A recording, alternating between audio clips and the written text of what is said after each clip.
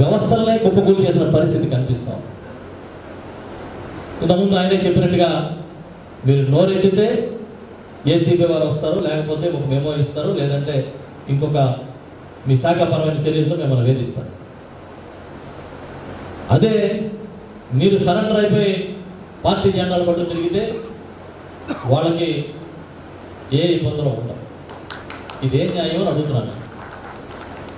తర్వాత ఇక్కడున్న నాయకులు కూడా నేను సూటిగా ఒక విషయం చెప్పదలుచుకున్నాను. గత 6 నెలల్లో ఒక మంత్రిగా నా అనుభవాన్ని మీతో చెప్పదలుచుకున్నాను. మీరు రాజకీయాల్లోనూ వేరే వ్యవస్థలో ఉన్నట్టుగానే సాధారణ సామాన్య ఉద్యోగుల గురించి పట్టించుకోవాలి. అలా కాకుండా అన్ని చోట్ల మిగతా వ్యవస్థలో నోరున్న వాళ్ళకే పని జరిగినట్టుగా ఇక్కడ కూడా నోరున్న వాళ్ళకే పని జరిగే పరిస్థితులు రాకుండా చూడండి.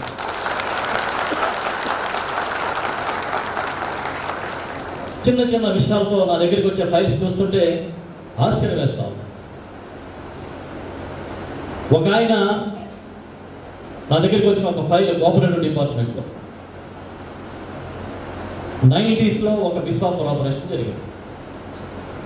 దాదాపు ఒక 50,000 60,000 రిటైర్ అయిపోయాడు ఆయన. ఆయనకి పెన్షన్ సెటిల్ చేయలేదు. కోర్టు తీర్పులు ఇచ్చినా పెన్షన్ సెటిల్ చేయలేదు. నిజంగా 50,000-60,000 ఆయన తిరిగి కట్టమంటే వడ్డీతో కట్టినా కూడా ఆయన సుఖంగా బతుకుతాడు. ఇది ఒక దోషిలాగా ఎందుకు జీవించాలని అడుగుతున్నాను. రిటైర్ అయిన తర్వాత మా వరకు మా శాఖలో ఉద్యోగులకు సంబంధించిన ఏ సమస్య అయినా సరే శరవేగంగా పరిష్కరిస్తున్న విషయాన్ని మీరు కూడా గమనించాలని చెప్పి కోరుకుంటున్నాను. నేను ఇంకో విషయాన్ని కూడా మొహమాటం లేకుండా చెప్పదలుచుకున్నాను. మీకు ఎవరైనా శత్రువులు ఉంటే ఏ వ్యవస్థ నుంచి బయట వాళ్ళ శత్రువులు కాదు, ఉద్యోగులే శత్రువులుగా ఉన్నారు. ఎవరికైనా ఒక మానవీయ కోణంతో హెల్ప్ చేద్దామంటే దానిలో మరొక విభాగం మళ్ళీ వచ్చి దానికి అడ్డుపెట్టే పరిస్థితి, కోర్టులకు వెళ్ళి స్టేలు తీసుకొచ్చే పరిస్థితి మీకు ఎలా జరుగుతుంది న్యాయం అని అడుగుతున్నాను. ఏదైనా ఒక విషయం మీద మీరే కులంకషంగా చర్చించుకోవాలి. మీ జేఏసీలు ధర్నాల కోసమో లేకపోతే మరొక వ్యవహారాల కోసం కాదు. అందులో ఎప్పుడైనా మీ మొత్తం ఉన్న సంఘాలన్నీ కలిసి కూర్చుని రాజకీయాల్లోనే బెటర్, కనీసం పార్టీలైనా ఒకసారి అఖిలపక్ష సమావేశం కలుస్తారు. మీరు ఎందుకు కలవట్లేదని అడుగుతున్నాను. కనీసం ఒక్కసారి ఏ సమస్యలు ఉన్నాయి, ఏ శాఖలో ఎలాంటి ఇబ్బందులు వస్తున్నాయనేది మీరు కలిసి కూర్చొని వాతావరణం ముందు క్రియేట్ చేస్తే సంఘాల వల్ల ఉపయోగం ఉంటుంది తప్ప, లేకపోతే ఐఆర్ ప్రకటించాలని హర్షం వ్యక్తం చేస్తే ఒక ఆయన్ని సస్పెండ్ చేసి ప్రతిపక్ష నాయకుడిని కనిపిస్తే విష్ చేశారని మరొక ఆయన్ని సస్పెండ్ చేస్తే ఈ వేధింపులు ఎవరి విజయాన్ని ఆపలేవు, ఎవరి జీవిత గమనాన్ని నిర్దేశించలేమని చెప్పి చెప్తున్నాను. 9 లక్షల కుటుంబాలు దాదాపు ప్రభుత్వ ఉద్యోగుల కుటుంబాలు ఉన్నాయి. ఇక్కడ పెన్షన్స్ మరొక 4 లక్షలు ఉంటారు, 4-5 లక్షలు ఉంటారు. దాదాపు కలిపి ఒక 15-16 లక్షల కుటుంబాలు మీరున్నారు. 5 కోట్ల జనాభాలో ఒక 15 లక్షల మందికి ప్రజలకి నేరుగా సేవ చేసే అవకాశం వచ్చినప్పుడు అది మన బాధ్యతగా తీసుకోవాలా, లేకపోతే కేవలం ఒక మరలాగా యంత్రంలాగా పనిచేయాలనేది అది మన మనసుకు సంబంధించిందని మిమ్మల్ని అందరినీ ఆలోచించుకోమని నేను కోరుతున్నాను. ఇవాళ స్పందన కార్యక్రమం పెట్టి గౌరవ ముఖ్యమంత్రి జగన్మోహన్ రెడ్డి గారు ప్రతి ఒక్క ప్రజా ఫిర్యాదుని సూచనని స్వీకరించాలని చెప్పి ఒక విధానాన్ని తీసుకొచ్చారు. వాలంటీర్స్ వ్యవస్థతో ఒక కార్యక్రమాన్ని తీసుకొచ్చారు. గతంలో ఒక లబ్ధి కావాలంటే రేషన్ కార్డు పెన్షన్ కావాలంటే ఏ జన్మభూమి కంపెనీ దగ్గర చేతులు కట్టుకునే పరిస్థితి పోయి ఇవాళ గౌరవంగా వాళ్ళ దగ్గరికే వెళ్ళి అర్హత జాబితాలు తీసుకునే పరిస్థితిని సీఎం గారు తీసుకొచ్చారు. ఎంప్లాయీస్ మీద పని ఒత్తిడి తగ్గించారు. నిన్ననే నాకు కొంతమంది మీ ఎంప్లాయీస్ నాయకులు కనిపించారు. 3 డిఏలు బకాయి ఉన్నాయి, దానికోసం ఆందోళన కార్యక్రమానికి పిలిపించాను. నేను అడిగాను ఎంత ఉంది ఒక్కొక్కటి అంటే, ఒకటేమో 3 రూపాయల పావలా, ఇంకొక రూపాయి పావలా. ఇప్పుడు నిజంగా ఇవ్వని ముఖ్యమంత్రి పెట్టని ముఖ్యమంత్రి ఆయన ఎక్కడైనా ఒక్కరోజైనా వేధింపులు గురి చేసిన ముఖ్యమంత్రి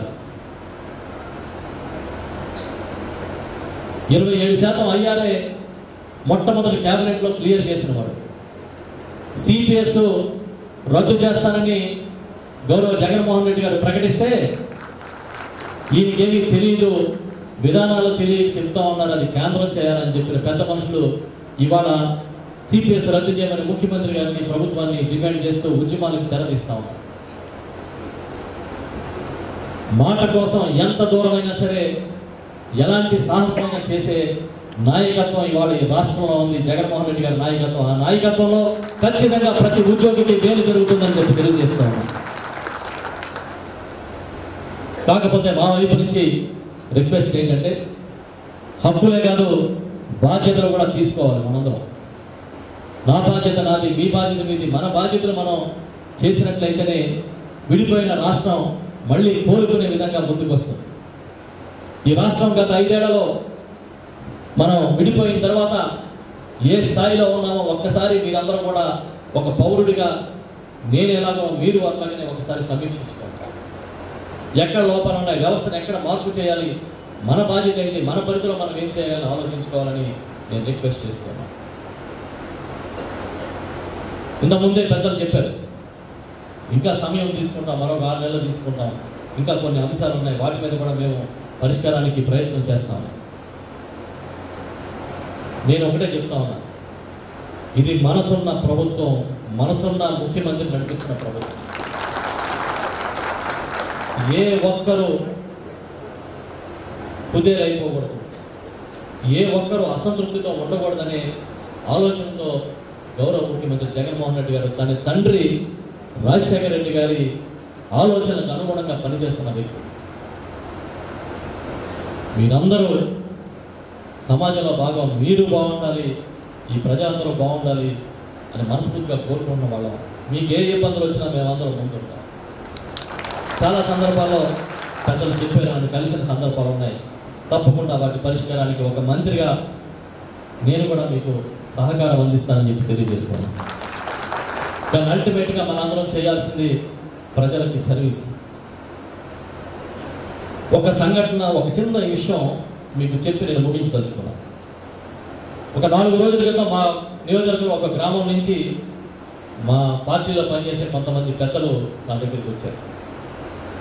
ఏమిటి పొద్దున్న ఎట్లా వచ్చారో అని అడిగితే వాళ్ళ విషయం చెప్పారు. మా గ్రామ సచివాలయ ఉద్యోగులందరూ మమ్మల్ని మీ దగ్గరికి పంపించారు, మీతో మాట్లాడడానికి వచ్చామంటే ఏమిటి సమస్య అని అడిగారు.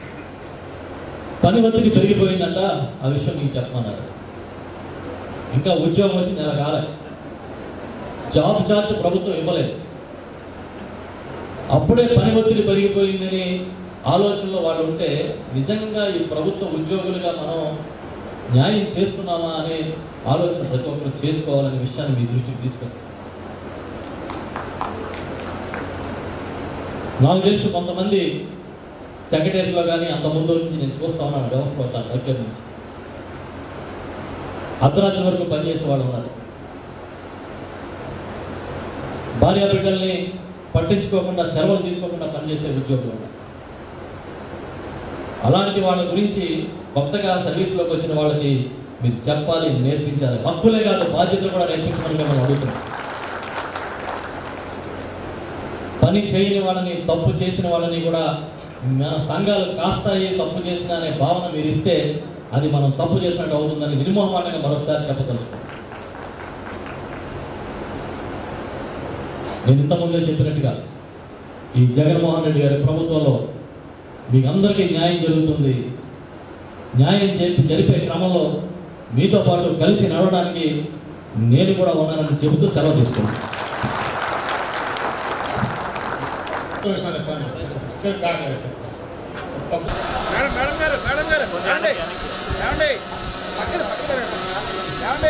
మేడం మీరు అందరూ పని ఓట్లు వేయాలా మేడం? ఇలా తిరగాల మీరు నాయకులు కనపాలి కదా.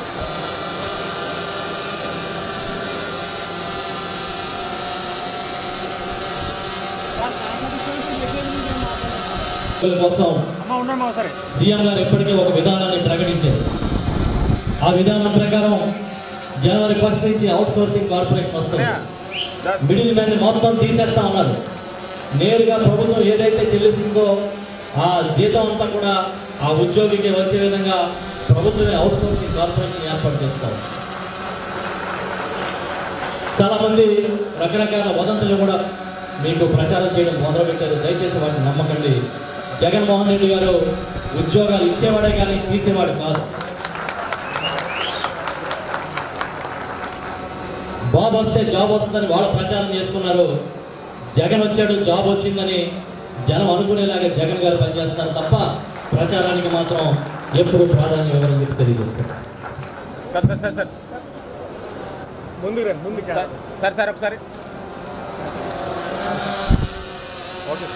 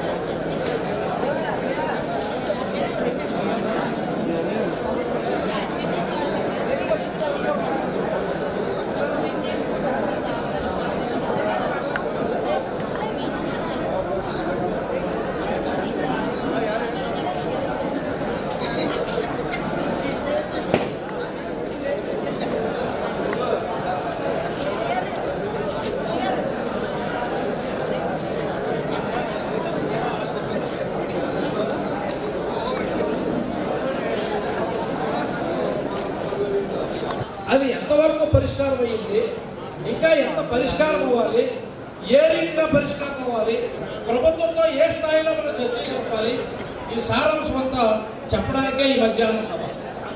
చాలా మంది అనుకుంటూ ఉంటారు ఇంట్లో మనలాగే వసూలు చేయడానికి మమ్మల్ని పంపిస్తున్నారండి. వాస్తవానికి ఏంటంటే మేము ఇంటింటికి తిరిగి ప్రజల ఆరోగ్యం చూడాలి, మాకు కష్టంగా ఉందండి. That is genuine demand. విలేజెస్లో కూడా కొంతమంది, అందరూ కాదు, ఎందుకంటే పంచాయతీరాజ్ శాఖ కూడా మాకు ప్రధానమైన శాఖగా ఉంది, మన యూనియన్లో ఉంది, మన సంఘంలో ఉంది. కొంతమంది ఏం చేస్తున్నారంటే నీటి పనులు లేదా ఇంకో పనులు వసూలు చేయండి లేదా పలానా పని చేయండి అని చెప్తున్నారు తప్ప మమ్మల్ని పంచాయతీల్లో మా పని మమ్మల్ని చేసుకోనివ్వట్లేదు అంటున్నారు.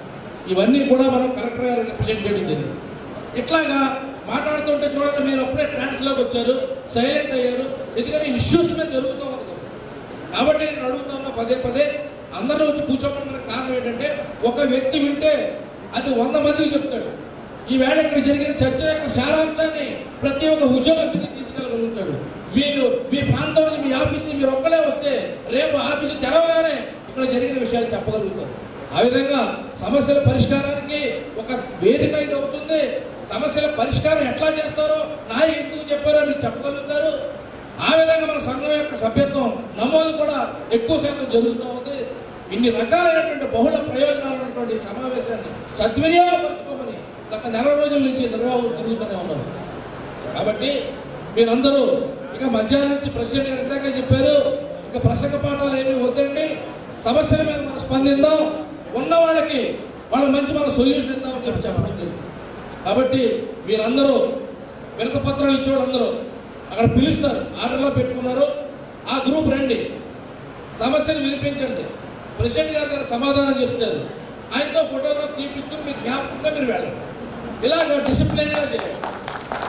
ఇక రెగ్యులర్ ఇప్పుడు ఎలా ఉందంటే రామాయణం మొదలైనప్పుడు ఉంది కాంట్రాక్ట్ వ్యవస్థ.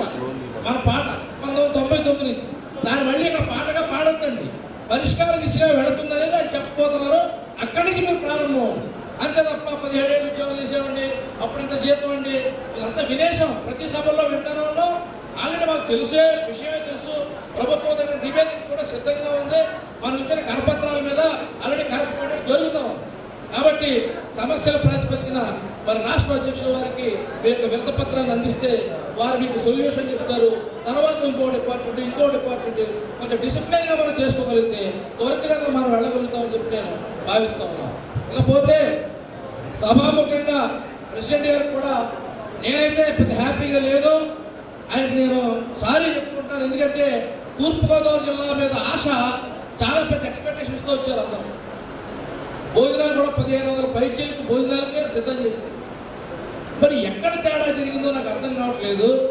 ఇక్కడ మీకు ఏమైనా బెదిరింపులు ఉన్నాయా? మిగతా ఉద్యోగ సంఘాల నుంచి మిమ్మల్ని అడ్డుకుంటున్నారా? లేదా నిజంగానే పెళ్లి ముహూర్తాలు అందరికీ పెళ్ళిళ్ళకి పోయారా? లేదా పనులన్నీ ఇప్పుడే జ్ఞాపకొచ్చే తెలియదు. కానీ ఆ పై కుర్చీలు కొద్దిగా నిండాయి, పూర్తిగా నిండలేదు. కింద అయితే నిండింది, వెనకాల కుర్చీలు వేశారు, ఓకే. ఒక 800-900 వరకు వచ్చారు, ఓకే. కానీ తూర్పుగోదావరి జిల్లా యొక్క సామర్థ్యం అది కాదండి. 2000 మంది ఉద్యోగస్తులు రావాలి. ఇక నేను ఇప్పుడు భావిస్తా ఉన్నాను, పొరపాటు చేశాను. నేను ఎవరికి కూడా ఒక ఫోన్ కాల్ కూడా చేయలేదు. ఒకవేళ అది కానీ నేను కానీ ఏమైనా తప్పు చేశానో నన్ను నేనే మరణం చేసుకుంటా ఉన్నాను. నాకు ఫోన్ చేయలేదులే 10 మందిని పట్టుకురామని అనే ఉద్దేశంలో ఉన్నారేమో తెలియదు. కానీ కొంచెం అయితే మాత్రం జనాలు పలచగా ఉన్నారు. ఇటువంటి ఎలా ఉందంటే రాజుగారి పాలలో నేను ఒకదాని నీళ్ళైతే వచ్చిందా అన్నట్టుగా మీరు అందరూ చేశారని నేను అనుకుంటా ఉన్నాను. ఎవరి బాధ్యతను వారు విస్మరించారు. కాబట్టి ఈరోజు నాకు కొంచెం నా మనసుకు బాధ కలిగే సంఘటన. రాష్ట్ర నాయకత్వానికి వాళ్ళని ఎక్స్ప్లెయిన్ ఇచ్చుకునే పరిస్థితిలో నిర్ణయించారని చెప్పి నేను భావిస్తూ మధ్యాహ్న సెషన్ని కొనసాగించడానికి రాష్ట్ర అధ్యక్షుల వారికి నేను మైకి నప్పు చెప్తా ఉన్నాను. ఇటువంటి పొరపాటుకి ఎప్పుడు చేయకండి. లేదా సమావేశాలు మానేద్దాం, పెట్టొద్దు. మిమ్మల్ని ఇబ్బంది పెట్టాం, లక్షలాది రూపాయలు ఖర్చు పెట్టాం. మిమ్మల్ని ఎవరైనా 10 రూపాయలు అడిగామండి. కేవలం సమావేశానికి అటెండ్ అయ్యి మీ మద్దతు తెలియజేయండి, మీ బలాన్ని ఇవ్వండి, మీ నైతిక స్థైర్యాన్ని కల్పించండి అని చెప్పి అడిగాను తప్ప మిమ్మల్ని మరో విధంగా అడగలేదండి. ఉన్నవాళ్ళు కూర్చున్నారు, చాలా సంతోషం, సైలెంట్గా ఉన్నారు. మంచిగా విషయాలు విని విషయ పరిజ్ఞానంతో వెళ్ళాల్సిందిగా కోరుతూ రాష్ట్ర అధ్యక్షుల వారికి ఈ సమయాన్ని అప్పగిస్తా ఉన్నాను. Thank you.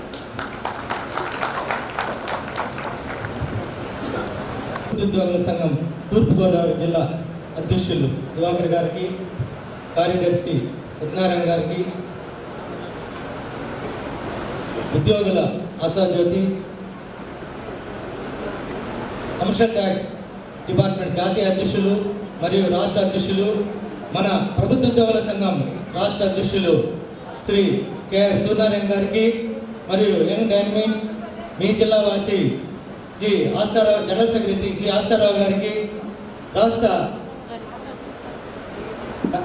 కార్యవర్గానికి మరియు వివిధ జిల్లాల నుంచి వచ్చినటువంటి అధ్యక్ష కార్యదర్శులకి మరియు తూర్పుగోదావరి జిల్లా ప్రభుత్వ ఉద్యోగులకి చిత్తూరు జిల్లా తరఫున నమస్కారాలు తెలియజేసుకుంటూ, ముఖ్యంగా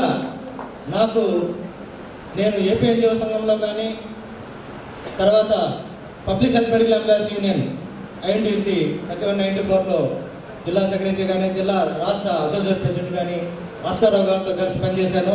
తర్వాత మా జిల్లాలో ఏపీఎన్జిఓ సంఘంలో అన్ని జాయింట్ సెక్రటరీ కానీ, వైస్ ప్రెసిడెంట్, అసోసియేట్ ప్రెసిడెంట్, జిల్లా ఇన్ఛార్జ్ ప్రెసిడెంట్ కూడా పనిచేశాను. కానీ వాళ్ళు ఏపీఎన్జిఓస్ భద్రతగా చేస్తే కానీ వాళ్ళకి మనకు ఏమన్నా మంది భద్రత కాదు బాధ్యతతో అంటున్నాము. కానీ ఆ సంఘాలు వచ్చి బదిలీ చేస్తే కానీ వాళ్ళు పదవులు కానీ మన యొక్క సమస్యలు కానీ ఒక ఆఫీసర్ దగ్గరికి తీసుకోవాలన్నా కూడా వాళ్ళతో మాట్లాడి వాళ్ళ దగ్గరికి డబ్బులు ఖర్చు పెట్టుకుంటే తప్ప ఆ సమస్యను తీర్చరు. కానీ మన సంఘం ఆంధ్రప్రదేశ్ ఉద్యోగుల సంఘం గ్రామ సచివాలయాల నుంచి రాష్ట్ర సెక్రటరియట్ వరకు, ఆఫీస్ అపార్ట్మెంట్ నుంచి రాష్ట్ర కేడర్ వరకు ఉండే ప్రభుత్వ ఉద్యోగుల సంఘాన్ని నెలకొల్పడం ఎంతో హర్షణీయము. ఈ సంఘం తన సార్తో ఫస్ట్ సూర్యనారాయణ గారి సార్తో ఫస్ట్ నేను తిరుపతిలో కలిశాను. ఒకసారి కలిస్తే సార్తో కానీ మాట్లాడినామంటే ఆ యొక్క నాలెడ్జ్ కానీ సార్ మాటలు కానీ ఎంతో మనసుకు చేద జరుగుతాయి, సమస్య తీరిపోతుంది మనకేం చెప్పని తెలియజేసుకుంటున్నాను. ముఖ్యంగా ఇప్పటి వరకు నేను కర్నూలు కానీ, తిరుపతి కానీ, తూర్పుగోదావరి జిల్లా సభలకు అటెండ్ అయినాం. ఎక్కడ కానీ ప్రజల వద్దకు పాలన అనేది చూస్తూ ఉన్నాం. కానీ ఇక్కడ సారు ప్రభుత్వ ఉద్యోగుల దగ్గరికి సమస్యల కోసము ఒక టైం కేటాయిస్తాడు, మీటింగ్ అయిపోతానే. అది ఎంత తెలివి ముందుగా ఉంటే కానీ తెలియదు. కానీ ఇది సార్ తీసుకున్న నిర్ణయం హర్షణీయం. తర్వాత ముఖ్యంగా ఆ సమస్యలు కానీ నేను వింటా ఉంటాను. దాదాపు కొన్ని డిపార్ట్మెంట్లో కర్నూలు మా సభలో జరిగిన ఒక లష్కర్ అంటే శ్రీశైలం డ్యామ్ నిర్వాసితులు ఉన్నారు. అతను ఒక పాట పాడి తన యొక్క సార్ యొక్క కాదు అందరినీ అక్కడ మనసు కలిసి పెట్టి అందరికీ కంట్లో నీరు వచ్చేట్టుగా చేశాడు అక్కడ. కానీ ఉద్యోగస్తులు ఇన్ని సమస్యలు ఉన్నాయి కింద స్థాయి నుంచి. అంటే మాకేమంటే ఏపీఎన్జిఓలు అంటే మా దగ్గరికి వచ్చిన వాళ్ళదే సమస్య. అది కూడా తాలూకాలో ప్రెసిడెంట్ సెక్రటరీ దగ్గరికి పోయి వాళ్ళకి పంపిస్తేనే జిల్లా సమస్యలు జిల్లాకు రావాలి. జిల్లా సమస్యలు కానీ ఎవరికైనా ప్రాబ్లం అయితే జిల్లా నాయకుడిని స్టేట్ నాయకుడిని తీసుకోవాలి. ఈ విధంగా అది లేకుండా ఇక్కడ ఖచ్చితంగా ప్రతి ఒక్కరికి న్యాయం జరిగేలా చేస్తుందని నమ్ముతూ ఈ అవకాశం ఇచ్చిన మీకు అందరికీ మరొకసారి తెలియజేసుకుంటూ జై హింద్. ఏపీజీఏ ఏపీజీఏ సూర్యనారాయణ గారి నాయకత్వం, సూర్య గారి నాయకత్వం, ఆస్కారావు గారి నాయకత్వం, ఆస్కారావు గారి నాయకత్వం. జై ఏపీజీఏ. విషయం ఏంటంటే గత 20 సంవత్సరాల నుంచి అణగదొక్కుపోయినటువంటి వాడిని నేను ఏపీఎన్జిఓ అసోసియేషన్లో. ఈ ఏపీజీఏ ఎప్పుడు పుట్టిందో నాకు తెలియదు, కానీ 2010లో తర్వాత ఈ సంఘం 2019 ఆగస్టు 16న రికగ్నిషన్ అయింది. అప్పటి నుంచి ఈ ఏపీజీఏ ఆంధ్రప్రదేశ్ ప్రభుత్వ ఉద్యోగ సంఘానికి ఇక్కడ ఉన్నటువంటి ఈ లీడర్లకు అందరికీ నా హృదయపూర్వక నమస్కారం తెలియజేసుకుంటున్నా. ఇంకో విషయం ఏంటంటే నేను R&B డిపార్ట్మెంట్ సోదరులారా, నేను R&B డిపార్ట్మెంట్. ఎవరు ఎక్కడ మీడియా పెట్టినా కూడా ఏ ఉద్యోగస్తులు నాయకులు అయినా కూడా ఫస్ట్ కలవాల్సింది మమ్మల్నే. జిల్లా 13 జిల్లాలో ఉన్నటువంటి ఏ సంఘంలో పెట్టినా కూడా మా వాళ్ళే కలవాలి, మేమే వాళ్ళకి పరిచర్యలు చేయాలి, వాళ్ళకు రూమ్స్లు ఇవ్వాలి, గెస్ట్ హౌస్లు ఇవ్వాలి. కానీ ఈనాడు ఇక్కడికి వచ్చినారు, మా వాళ్ళు బాగా అరేంజ్ చేశారు. కానీ ఇక్కడ ఉన్నటువంటి మా R&B ఉద్యోగస్తులనే దాదాపు 100 మంది ఏపీఎన్జిఓ అసోసియేషన్ వాళ్ళు బెదిరించారని విషయం తెలిసింది. ఖబర్దార్, ఏపీఎన్జిఓ అసోసియేషన్ వాళ్ళు ఎవరైనా సరే ఫస్ట్ వెస్ట్ గోదావరి కానీ ఈస్ట్ గోదావరి కానీ ఏ జిల్లాలో R&B డిపార్ట్మెంట్ జోలికి ఎవరు వచ్చినా కూడా నేను స్టేట్ యూనియన్ లీడర్ని, తప్పనిసరిగా వాళ్ళ అందుకు నేను చూస్తా. ఫస్ట్ మమ్మల్ని కాదని పోయిన తర్వాతనే మన ఆస్కార సార్ని, మన సూర్యనారాయణ సార్ని కలవాలి.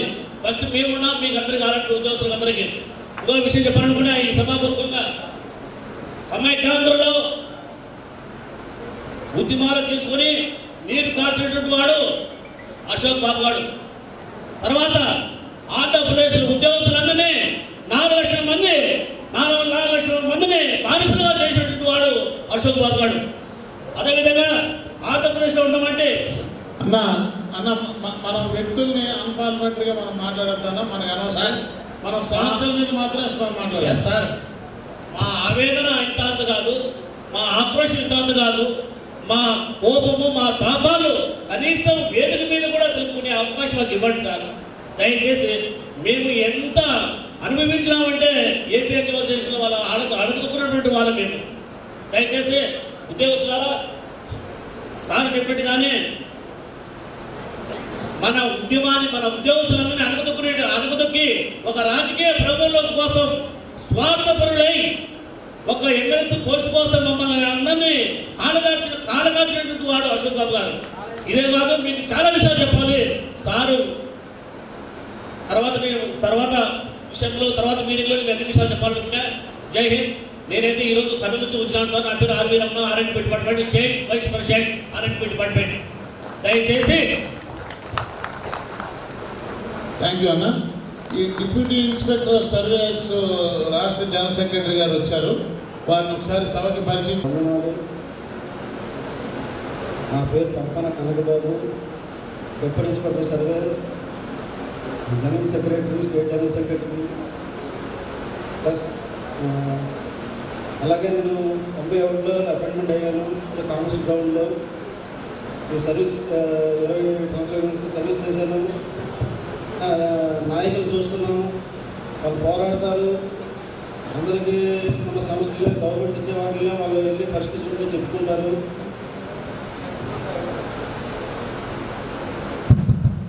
ఇద్దరు అటువంటి ఏమని చూస్తున్నాము. మనం ఏమన్నా మన తాలూకా ఇబ్బందులు మనం చెప్తే మనకి ఉన్న ప్రజెంట్ ఉన్న పోస్టులో వాట్సాప్లో కానీ టెలిగ్రామ్లో పేరు డిలీట్ చేయడం అటువంటి చేస్తున్నారు. కానీ మన ఉన్న నాయకులు అటువంటి ఏమన్నా సరే చెప్పని మనకు అవకాశం ఇచ్చి ఈ సభ గురించి మాట్లాడమని చెప్పి మనకు అవకాశం ఇచ్చారు. ఇటువంటి అవకాశం కలిపి పెద్దలకి థ్యాంక్స్ చెప్పుకుంటున్నాం. మరి మా యొక్క డిపార్ట్మెంట్ సర్వే మరియు భూమి రికార్డుల శాఖకు సంబంధించి మీ అందరికీ మాతో చాలా రకాలుగా తెలిసి ఉంటుంది. మా తాలూకా సోదరులతో మీకు భూమి సంబంధించిన విషయాలు అన్ని విషయాల్లో మీకు పరిచయాలు ఉంటాయి. సో ఇటువంటి మా వ్యవస్థలో మాకు డిప్యూటీ ఇన్స్పెక్టర్ డివిజనల్ అధికారులు మేము మాకున్న ఒకే ఒక కోరిక గెజిటెడ్ హోదా ఇమ్మని చెప్పి అడుగుతున్నాము. మాకు ఏ స్కేల్ అయితే గవర్నమెంట్ ఇస్తుందో ఆ స్కేల్ ప్రకారం ఇచ్చినటువంటి మిగతా డిపార్ట్మెంట్లో ఉన్న డిప్యూటీ తహసీల్దార్ కానీ, సబ్ రిజిస్టర్ కానీ, అలాగే అసిస్టెంట్ ఇంజనీర్, అసిస్టెంట్ ఎగ్జిక్యూటివ్ ఇంజనీర్లు కూడా వాళ్ళందరూ కూడా గెజిటెడ్ హోదా ఇచ్చున్నారు. మాకు ఏవైతే నాయకత్వం వహిస్తున్నారో అనగా రెవెన్యూ డిపార్ట్మెంటు వారు కానీ, అలాగే ఎన్జిఓ వారు కానీ మాకు ఇటువంటి మా విషయం పైకి తీసుకెళ్ళలేదు. మాకు రావాల్సిన ఒకే ఒక కోరిక మీకు కోరినటువంటి మాకు తీర్చలేదు వాళ్ళు. సో అందుకని మేము వాళ్ళ నుంచి విరమించుకొని ఈ కొత్తగా వచ్చినటువంటి ఇది మనకి అన్ని విధాలుగా అనుకూలంగా ఉంటుందని చెప్పి మాకు అవకాశం ఇచ్చారు కూడా. అందుకే మేము చాలా సంతోషిస్తూ ఇందులో కూడా మేము జాయిన్ అయ్యాము, అందులో మేము విరమించుకున్నాం. సో మాకు వీళ్ళ ద్వారా మా సమస్య పరిష్కరిస్తారని మేము చాలా ఆశిస్తున్నాం. అండ్ అవకాశం ఇచ్చి కల్పించినందుకు ధన్యవాదాలు తెలుపుకుంటూ, అలాగే మనకి జగన్మోహన్ రెడ్డి గారు మేము కోరుకున్న మా డిపార్ట్మెంట్ తరఫు నుంచి ఒక 450 పోస్టులు, ఒక 750 పోస్టులు మిగిలిపోయిన పోస్టులు మాకు భర్తీ చేయమన్నాము.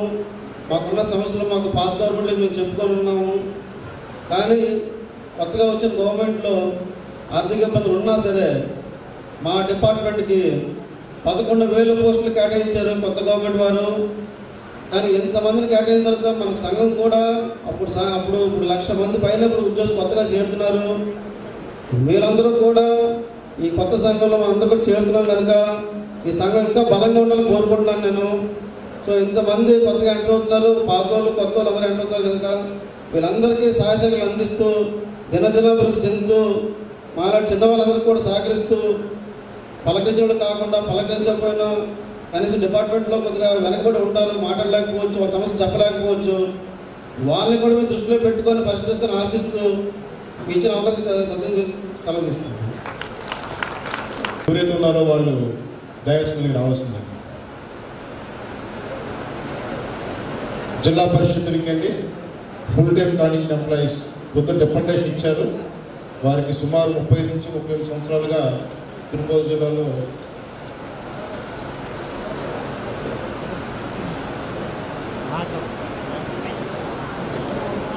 మీలో ఒకరు మాట్లాడండి సమస్య మీద.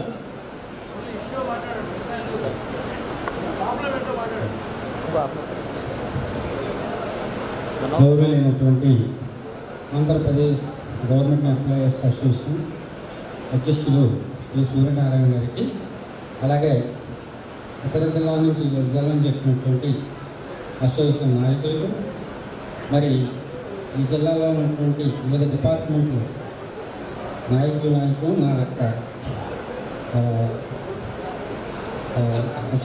అయ్యా, మరి జిల్లాకి పట్టుకొమ్మైనటువంటి స్థానిక సంస్థ జిల్లా ప్రజా పరిషత్ మేనేజ్మెంట్లో గత ఎన్నో సంవత్సరాల నుంచి మరి పూర్తికాల కంటిన్యూయింగ్ ఎంప్లాయీస్గా మరి పూర్వకాలం నుంచి మేము మినిమం మా పే స్కేల్స్తో పనిచేస్తూ మరి పనిచేస్తూ ఉన్నాం.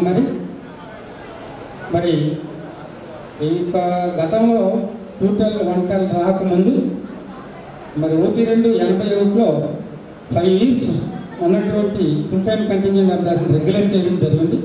వాళ్ళకి పే స్కేల్స్ సమస్య చేశారు. అలాగే OT6 91కి మరి 10 సంవత్సరాలు ఉన్నటువంటి ఫుల్ టైం కంటిన్యూయింగ్ ఎంప్లాయీస్ని రెగ్యులేట్ చేసి పే స్కేల్ అమలు చేయడం జరిగింది. దాని మీద మరి ప్రభుత్వం ఒక 2 జీవోలు 93లో రావడం జరిగింది. ఆ తర్వాత ఇంకా అలా కంటిన్యూ అవుతూ పనిచేస్తున్నప్పటికీ కూడా మరి వివిధ పే కమిషన్ రికమెండేషన్ ద్వారా మాకు minimum pay scale plus DA HRA and city compensatory allowance ఇతర అలవెన్స్లు ఇవ్వడం జరుగుతూ ఉంది వివిధ పే కమిషన్ ద్వారా. మరి దాని మీద మేము రెగ్యులర్ కాకపోయాం. మరి 210 మాకు వర్తించట్లేదు సార్. అది వేరే చిన్న సాకుల వల్ల, చిన్న లోపాల వల్ల మేము మరి అందులో చిక్కుపడిపోయి అలాగే మరి రిటైర్ అయిపోయాం చాలామంది. అలాగే మరి చాలామంది కాలం కూడా చేయడం జరిగింది. రిటైర్ అయిపోతే పెన్షన్ కానీ ఏదంటే రావడం లేదు సార్. మరి చాలా అన్యాయానికి గురవుతూ ఉన్నాం. దయించి దీన్ని మాకు రెగ్యులేట్ చేసి ఇంక్రిమెంట్లు వచ్చే విధంగా కనీసం జనరల్ జీవోలు గతంలో పూర్వకాలంలో ఇచ్చారు. అలాంటి జనరల్ జీవో ఇస్తే మాకు అవకాశం ఉంటుందని గౌరవమైనటువంటి సంఘ అధ్యక్షుల వారికి కోరుకుంటూ అవకాశం ఇచ్చిన అందరికీ నమస్కారం తెలియజేస్తున్నాను.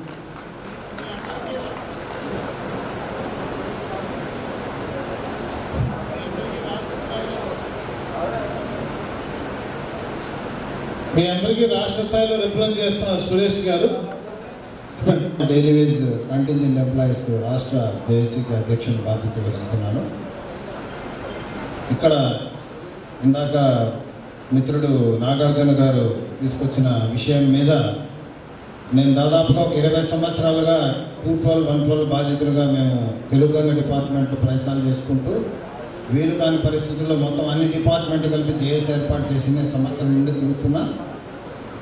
ఈ 212 యాక్ట్ 2/1994, 112 ఈ జీవోల మీద బాధితులంగా మాకుండే అవగాహన కంటే కొన్ని 100 రెట్లు అవగాహనతో ఎలక్షన్ల కంటే ముందుగా, ఎందుకంటే ఇందాక కొంతమంది నాయకులు చెప్పారు ఎలక్షన్ల సమయంలో జేఏసీలతో ఈ పార్టీకి ఓట్లు వేయండి అని చెప్పే పరిస్థితుల్లో ఉన్నప్పుడు మా సమస్యను తీసుకెళ్ళి ఈవేళ అధికారంలో వచ్చినటువంటి పార్టీ మేనిఫెస్టోలోనే ఈ 212, 112 జీవోలను 25/11/93 5 years కావాలి, 10 years కావాలనే దాన్ని తొలగించి రెగ్యులరైజ్ చేయించే బాధ్యత చెప్పాలంటే సార్ తీసుకోవడం వల్లనే మాకు ఈవేళ ఒక మంచి ఆత్మవిశ్వాసం ఉంది.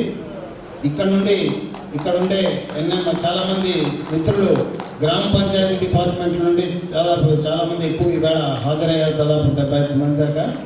వారికి కూడా ఈ వేదిక ద్వారా సార్ ద్వారా నేను ఇంతకుముందు యాక్చువల్గా సార్తో అన్నాను, సార్ మీ స్పీచ్ ఉండదా అని. ఎందుకంటే సార్ స్పీచే ప్రతి మీటింగ్లోనూ ఒక పెద్ద ఒక డ్రగ్ లాగా, అంటే ఉత్తేజం వచ్చేస్తుంది ఆ సార్ స్పీచ్ విన్న తర్వాత. ఎందుకంటే ఇక్కడ చిన్న మార్పు జరిగి డైరెక్ట్ గ్రీవెన్సెస్కి వచ్చినారు. మిత్రులారా, 25/11/93కి ముందుగా అపాయింట్ అయిన వాళ్ళందరికీ అనుక్షణం ఇదొక్కటే కాదు, సార్ మొన్న ఒక జేఏసీ మీటింగ్ పెడితే మొత్తం ఈ సర్వీస్ సెక్టర్స్లో ఉండే, అంటే ఎవరికి కావాల్సింటే వాళ్ళకి ప్రమోషన్లు తీసుకోవడం, ఎవరికి కావాల్సిన వాళ్ళని తీసేయడాలు, ఇట్లాంటి రకరకాల ఇష్యూస్ మీద సార్ చాలా తపన పడుతున్నాడు. దాన్ని గవర్నమెంట్లో తీసుకుపోయి అన్ని సాధించే దిశగా ప్రయత్నాలు జరుగుతూ ఉన్నాయి. ఇటీవల గ్రామ పంచాయతీ వాళ్ళది కూడా 142 జీవో ఇంప్లిమెంట్ కానప్పుడు 3 పర్యాయాలు కమిషనర్ దగ్గర పోయి కూర్చుకున్న తర్వాతనే మీకు మెమో వచ్చిందనే విషయాన్ని ఈ సభ ద్వారా మీకు తెలియజేస్తా ఉన్నాను. అంతేకాకుండా ఈ 142 ఇంప్లిమెంటేషన్లో కృష్ణా జిల్లాది గవర్నమెంట్కి వెళ్ళింటే గవర్నమెంట్లో ఫైనాన్స్ సెక్రటరీ సరిగా స్పందించకపోతే దాన్ని చాలా సీరియస్గా తీసుకొని సారు చాలా, ఎందుకంటే రాత్రి ఒక 2 రోజుల క్రితం రాత్రి ఫోన్ చేసి నువ్వేమన్నా ఫాలో అప్ చేయట్లేదా అని అడిగాడు నన్ను. అంటే అప్పుడు ఆ ఆవేశంలోనే నెక్స్ట్ డే ఫైనాన్స్ మినిస్టర్ అదే పనిగా కేవలం 142 ఇష్యూ దాని మీదనే మినిస్టర్ గారు నేను శనివారం రండి మనం మాట్లాడుకుందామని సార్ కోసమే ఫైనాన్స్ మినిస్టర్ సెక్రటేరియట్కి వచ్చారంటే సారు పడుతున్నటువంటి తపనకు ప్రభుత్వం ఎంత గుర్తింపు ఇస్తుంది అనే విషయాన్ని మీరు గమనించాలా. అంతేకాకుండా ఈ రిప్రజెంటేషన్ ఎవరైతే ఇచ్చారో నాగార్జున గారికి మనం ఆల్రెడీ జేఏసీగా మనం 1 year నుండి ప్రయత్నం చేస్తున్న విషయం మీ దృష్టికి తెలిసే ఉంటుంది. త్వరలోనే ఇప్పుడు కమిటీ కూడా వేశారు. ఆ కమిటీ కూడా ఒక 6 నెలల లోపుగా అన్ని నిర్ణయాల వైపు వస్తుంది. కాబట్టి మీరు అడుగుతున్నవన్నీ ఇంక్రిమెంట్లు కానీ అన్ని సమస్యలు మన పెన్సిలిన్ ఇంజెక్షన్ లాగా రెగ్యులరైజేషన్ ద్వారా క్లియర్ అవుతుందని ఇక్కడ నుండి తెలియజేస్తా ఉన్నాం. Thank you. మీరు సార్కి రికమెండేషన్ ఇచ్చకూడదు. మినిస్టర్స్ కమిటీ వాళ్ళు నివేదికలు అడిగారు అన్ని శాఖల్లో. అందులో ఈ 25/11/93 ముందున్న కంటింజెంట్ ఉద్యోగుల వివరాలు అడగల. కాబట్టి మీ సమస్య ప్రభుత్వ ప్రాధాన్యత లేదనేటువంటి ఒక భయము అనుమానం మీ అందరికి కలిగింది. ఆ విషయాన్ని సురేష్ గారు చెప్పగానే నేను ముఖ్యమంత్రి గారికి రిప్రజెంట్ చేసి మీ అంశాన్ని కూడా ఆ మంత్రుల ఉపసంఘంలో జత చేస్తూ ప్రత్యేక ఉత్తర్వులు ఇప్పిస్తున్నా. ఫైల్ ప్రాసెస్లో ఉంది. రేపు కానీ ఎల్లుండి కానీ ఉత్తర్వు వస్తుంది. మిమ్మల్ని కూడా అన్ని శాఖల నుంచి ఆ ప్రొఫార్మాలో మీ సమాచారం అడుగుతారు. తప్పనిసరిగా 25/11/93కి ముందు ఉన్న వాళ్ళని రెగ్యులరైజ్ చేయించే బాధ్యత ఆంధ్రప్రదేశ్ ప్రభుత్వ సంఘంగా నేను నిర్వహిస్తాను.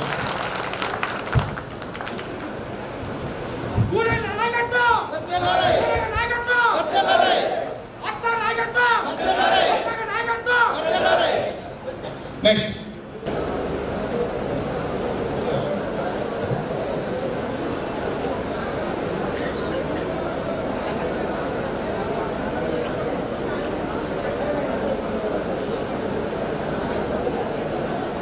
ఆసరా ప్రభుత్వం నుంచి లభించేలాగా నేను ప్రయత్నం చేస్తా.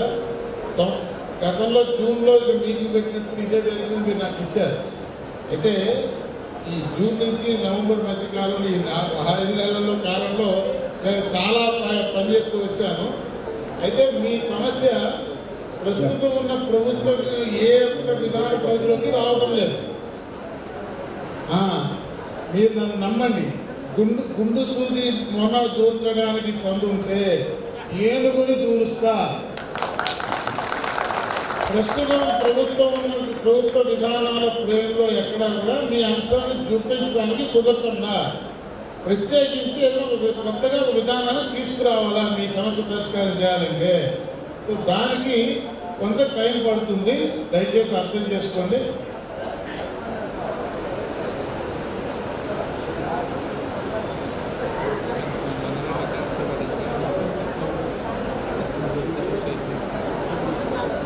అదేనమ్మా నేను చెప్తున్నాను, మీరు సొంతంలో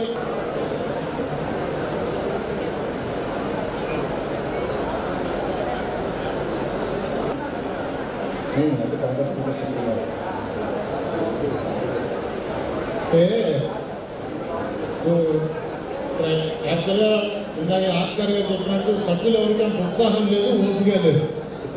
నాకుంది ఓపిక, ప్రతి మాటకి నేను చెప్తాను. భారతదేశం రాజ్యాంగం పరిధిలోనే పనిచేయాలి ఎవరైనా, ప్రభుత్వం న్యాయమూర్తి అని. సో ఈ భారత రాజ్యాంగం 3 అంచెల ప్రభుత్వాన్ని నిర్దేశించింది. స్థానిక సంస్థలు, స్థానిక ప్రభుత్వం, రాష్ట్ర ప్రభుత్వం, కేంద్ర ప్రభుత్వం. ఎవరి పరిధి వారిదే. ఒక పరిధిలోంచి మరొక పరిధిలోకి రావడానికి రాజ్యాంగం అనుమతించారు. సో అది మీ సమస్య. మీ సమస్య ఏంటి? మీరు స్థానిక ప్రభుత్వ పాలనలో ఉన్నారు. మీరు ఏం కోరుకుంటున్నారు? రాష్ట్ర ప్రభుత్వ పాలనా వ్యవస్థలోకి రావాలని కోరుకుంటున్నారు కదా. సో దానికి కొంత ఇబ్బంది ఉంది. ఇది చెప్పినా అర్థం కాదు, దానికి ఏదో మార్గం చూద్దాం తప్పనిసరి.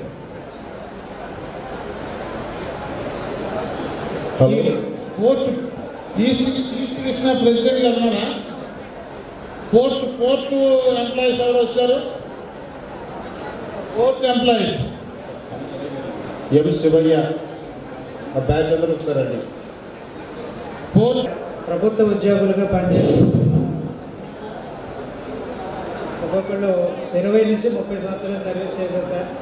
మా ఏపీ పోర్ట్ డిపార్ట్మెంట్ని ఏపీ మ్యారిటైమ్ బోర్డుగా కన్వర్ట్ చేస్తూ ప్రభుత్వం జీవో జారీ చేసింది సార్. రేపు 16/12/2019 నుంచి ఏపీ పోర్ట్ డిపార్ట్మెంట్ అనేది ఉండదు, మ్యారిటైమ్ బోర్డు కింద కన్వర్ట్ అవుతుంది. దాంట్లో ఇప్పుడున్న ప్రస్తుతం ఉన్న ఎంప్లాయీస్ అందరినీ deemed to have been converted as a board employee అన్నారు. మా యొక్క అనుమతుల బిల్లింగ్ లేకుండా మేము గవర్నమెంట్ డిపార్ట్మెంట్లో అపాయింట్ అయ్యి ఇప్పుడు బోర్డు సర్వీస్కి వెళ్ళాలంటే లోకల్ బాడీ సర్వీస్, కార్పొరేటెడ్ బాడీ సర్వీస్కి వెళ్తున్నాం. కాబట్టి మా యొక్క శాలరీస్ ఏదైతే ఇప్పుడు ఎట్లయితే డ్రా చేస్తున్నారు ట్రెజరీ నుంచి, అదేవిధంగా 01/010 కింద మా శాలరీస్ డ్రా చేయమని సార్కి ఆల్రెడీ నవంబర్ 30వ తారీఖున మీకు ఒక రిప్రజెంటేషన్ ఇచ్చాను సార్. దాని గురించి మరొకసారి మీకు విజ్ఞప్తి చేస్తున్నాం. అలాగే ఒకవేళ అది లేక ఏదన్నా ఇబ్బంది ఏదన్నా ఉంటే ఎగ్జిస్టింగ్ వేకెన్సీస్ ఏవైతే ఉన్నాయో గవర్నమెంట్ డిపార్ట్మెంట్లో వాటిల్లో మమ్మల్ని ఏదన్నా అబ్జార్ప్షన్ చేయడానికి ఏదన్నా అవకాశం ఉంటే మాకు అవకాశం కల్పించాలని మేము కోరుకుంటున్నాం సార్. మా సర్వీస్ అంతా గవర్నమెంట్ సర్వీస్ కింద మా సర్వీస్ని ప్రొటెక్ట్ చేయాలని మేము అడుగుతున్నాం. ఎనీ డిపార్ట్మెంట్, గవర్నమెంట్లో ఏ డిపార్ట్మెంట్ ఉన్నా సరే, వేకెన్సీస్ ఎక్కడ ఉన్నా సరే. మీ సంస్థ నుంచి బయటకు వచ్చేస్తే దాంట్లో ఉంటారు అంటే మరి గవర్నమెంట్ డిపార్ట్మెంట్ అది మీ సంస్థే కదా. అంటే గవర్నమెంట్ డిపార్ట్మెంటే మనగారు. అమ్మా దయచేసి కొంచెం సైలెన్స్గా ఉండండమ్మా ప్లీజ్. మీ సంస్థ నుంచి మీరు బయటకు వచ్చేస్తానంటే అంత సహేతుకం కాదేమో. కాకపోతే మీకు ఉన్న ఒక అభద్రతా భావం ఆలోచన నాకు అర్థమైంది. మీరు ప్రభుత్వంలో అంతర్భాగంగా పోర్టు అనేటువంటి ఒక శాఖ, ప్రభుత్వ శాఖ ఉద్యోగస్తులుగా ఉన్నటువంటి మీరు మారిటైమ్ బోర్డు అనేటువంటి ఒక కార్పొరేట్ సంస్థగా మారిపోతే రేపు పొద్దున్న మాకు ప్రభుత్వ పరంగా ఉన్న పెన్షనో లేకపోతే జీతభత్యాలకు ఉన్న భద్రతకి ఏమైనా ఇబ్బంది కలుగుతుందేమో అనేది మీ యొక్క అభద్రతా భావం. దాన్ని ఖచ్చితంగా పోగొట్టమని, దానికి కావాల్సినటువంటి ఒక సెక్యూరిటీ, ఒక భరోసా ఇచ్చేలాగా ప్రభుత్వం ఉత్తర్వులు ఇవ్వమని చెప్పి మనం ఖచ్చితంగా డిమాండ్ చేయగలుగుతాము. చేసి ప్రభుత్వాన్ని ఒప్పించి ఉత్తర్వులు ఇప్పించగలుగుతాము అనేది నాకున్న నమ్మకం. అది చేద్దాం. అంతేగాని మీ సంస్థను మీరు డిజైన్ చేసుకుంటాం కరెక్ట్ కాదని ఒకసారి ఆలోచించారు సార్. 010 కింద మీకు ఇచ్చిన జీవోలోనే మీకు సబార్డినేట్ సర్వీస్ రూల్సే వర్తిస్తాయని ఉంది. మీ పెన్షన్ కూడా మీకు ఫైనాన్స్కి రాసి పే అండ్ అకౌంట్స్ నుంచి ఇప్పించుకొని ఉంది. క్లారిటీగానే ఉందండి. లాస్ట్ టైం ఇప్పుడు డిస్కస్ అయింది. అది 16/12 నుంచి బోర్డు ఏర్పాటు అయిన తర్వాత దాని ఫండ్ ఇమ్మన్నారు. మళ్ళీ మ్యారిటైమ్ బోర్డుకి ఫండ్ ఇమ్మన్నారు గవర్నమెంట్ నుంచి.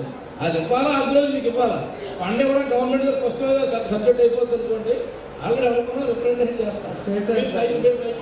మీ జీవో లేదు. Okay, thank you sir. మీకు అంటే మెయిన్ ఏంటంటే మనం గవర్నమెంట్ డిపార్ట్మెంట్గా ఉన్నాం, మారిటైమ్ బోర్డుగా మారిపోతున్నాం. మనకు ఉన్నటువంటి గవర్నమెంట్ డిపార్ట్మెంట్గా ఉండేటువంటి ఆ security in terms of pay, service, post retirement benefits అనే విషయంలో ఆ సెక్యూరిటీకి ఏమైనా భంగం కలుగుతుందేమో అన్నది మీకున్న అభిప్రాయం. ఆ భయం అవసరం లేదు. ఖచ్చితంగా మీకు భరోసా ఉండేలా ప్రభుత్వం చేత కావాలంటే మళ్ళీ ఒక క్లారిఫికేటరీ ఉత్తర్వులు ఇప్పించే బాధ్యత నేను తీసుకుంటాను. Thank you sir.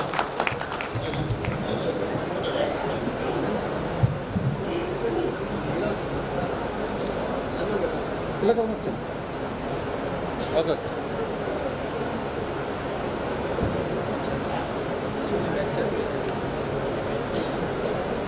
నెక్స్ట్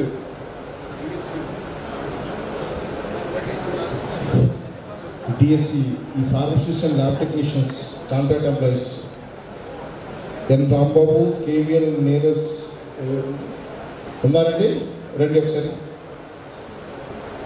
అలాగే నెక్స్ట్ పి బుజ్జి ఎఫ్ఎన్ఓ, ఆయన కూడా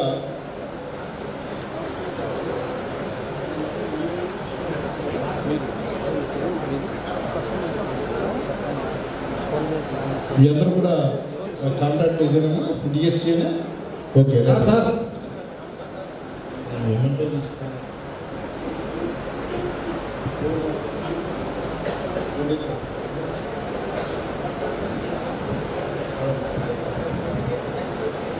అధ్యక్షులు గౌరవనీయులు సున్నారాయణ గారికి, మరి ప్రధాన కార్యదర్శి గౌరవనీయులు నమస్కారం గారికి, వేదిక నలుగురి పెద్దలందరికీ కూడా వందనాలు. మరి ఇక్కడ ఉన్న వాళ్ళందరికీ కూడా నమస్కారాలండి. మరి మేము 2001 నుంచి కూడా కాంట్రాక్ట్ బేసిస్లో ఫార్మసిస్ట్ ల్యాబ్ టెక్నీషియన్గా ఉన్నాము. మరి డిఎస్సీ ద్వారా మేము వచ్చి ఉన్నామండి. 2001, 2002, 2003, 2006, 2008, 2009, 2012, 2017లో డిఎస్సీ ద్వారా తీసారండి పోస్టులు. మరి అప్పటి నుంచి ఇప్పటి వరకు కూడా 2001లో ఉన్న డాక్టర్స్ని, స్టాఫ్ నర్సెస్ని, ఏఎన్ఎంస్ని కూడా చాలామంది నెగ్లెక్ట్ చేస్తున్నారు. మేము మాత్రం ఈ రోజుకి కూడా ఇలాగ కాంట్రాక్ట్ బేసిస్లో ఉన్నాము. మేము పిహెచ్సిలో కూడా చాలా చిన్న చూపు కూడా చూస్తూ ఉంటారు. Regular employees, contract basis employees అని విడదీస్తూ మేము ఎన్నో బాధలకు గురవుతూనే ఉన్నామండి ఈ రోజుకి కూడా. కాకపోతే మేము ఒక యూనిటీగా ఉండే యూనియన్ అంటూ మాకు లేదండి. వీళ్ళు ఈ యొక్క యూనియన్ పెట్టి ఒక కాంట్రాక్ట్ బేసిస్ వాళ్ళు కూడా మేము రెగ్యులేట్ చేయిస్తామని మాకు ఎంతో ఆనందం కలిగింది. వీళ్ళతో మేము ఉండి వీళ్ళతోనే మేము ఎదురుకెళ్ళాలని ఆశపడుతున్నాము. వీళ్ళు మాకు తప్పకుండా న్యాయం చేస్తారనే ఆలోచనతో, ఆశతోనే మేము ఈ మీటింగ్ కూడా రావడం జరిగిందండి. ఈ ప్రభుత్వ ఉద్యోగుల సంఘం ఏదైతే కొత్తగా ఆవిర్భవించారని చెప్పారో మేము ఎంతో ఆనందపడిపోయాము. అమ్మాయి మా కోసం మా పోరాటం చేసే ఒక యూనియన్ అంటూ ఇన్నాళ్ళ తర్వాత వచ్చింది అని మీరు కొంతకాలం ఫార్మసిస్ట్ ల్యాబ్ టెక్నీషియన్ యూనియన్ పెట్టారండి. దానివల్ల మేము చాలా నష్టపోయాము. మేము ఆ యూనియన్తో చాలామంది యూనిటీగా ఉండాలని అనుకోవట్లేదు, లేదు కూడా ప్రస్తుతానికి. మీరు మాకు పర్మిషన్ ఇస్తే మీ యూనియన్తోనే, మాకు అంటూ వేరే యూనియన్ పెట్టుకోకుండా మీతోనే మేము కాంట్రాక్ట్ ఎంప్లాయీస్ ముందుకు వెళ్ళాలని ఆశపడుతున్నాము. మీరు ఈ విషయంలో మాకు సహాయం చేయాలి. మాకు తప్పకుండా రెగ్యులేట్ చేయించే విషయంలో మీరు మాకు ముందుండి మమ్మల్ని ఫస్ట్ పాయింట్గా పెట్టి మీరు ముఖ్యమంత్రి గారితో మాట్లాడతారో, ఏం చేస్తారో, మీరు మా విషయంలో న్యాయం చేస్తారని ఎంతో ఆశతో మీ దగ్గరికి వచ్చేస్తామండి. సరే మీరు రండి.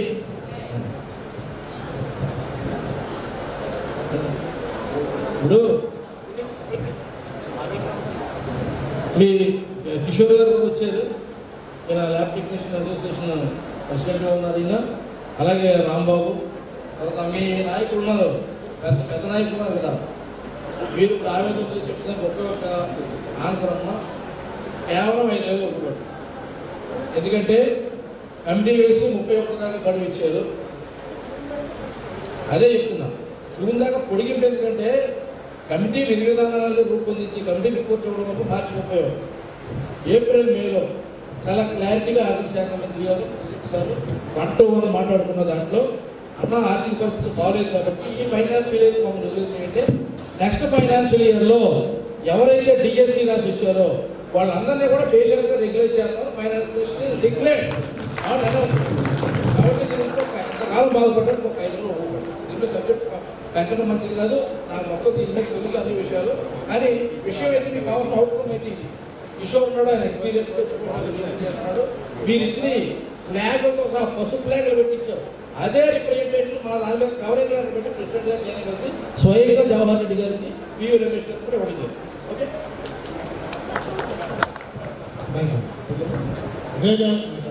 అది 6 నెలల కంటే మాకు జీతాలు లేవు సార్. అయితే నేను ఏంటంటే పర్మిట్ చేస్తారు కదా, ఏదో ఇవ్వాలని రేపు అవుతుందని ఆశిస్తున్నామండి. ప్రతి నాయకుల దగ్గర తిరిగామండి, చాలా మంది నాయకుల దగ్గర తిరిగాము. తిరిగి అలసిపోయి ఉన్నాం సార్. కానీ ఈరోజు మాకు చక్కగా భోజనాలు పెట్టి కూర్చోబెట్టి మీ బాధ చెప్పండి, మాకు అవకాశం కల్పించే నాయకులు నమస్తే అండి. అయితే చాలా చేస్తారని చెప్తున్నారు కాబట్టి ఒకే ఒక మాట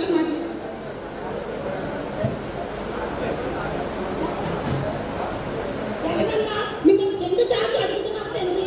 పర్మిట్ చేసి మా కాంట్రాక్ట్ ఎంప్లాయీస్ అందరికీ కడుపు నిండా అన్నం పెడతారని ఆశిస్తున్నాం.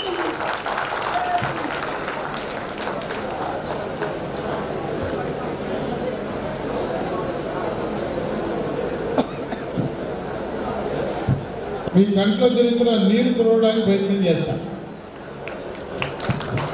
తూర్పుగోదావరి జిల్లా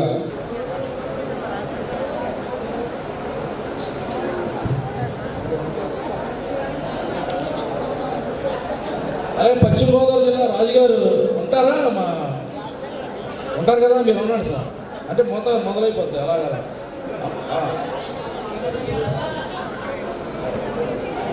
వెళ్ళిపోతారండి రాజుగారు, రండి. మీరు మీరు మీరు వెళ్ళేటట్టయితే రండి. రండి సార్ ప్లీజ్.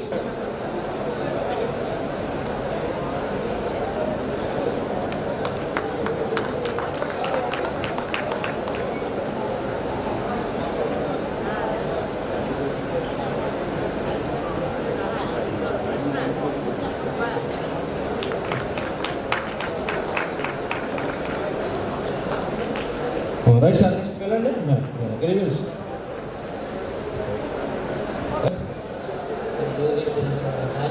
నమస్కారం సార్. ఐసీడీ సార్,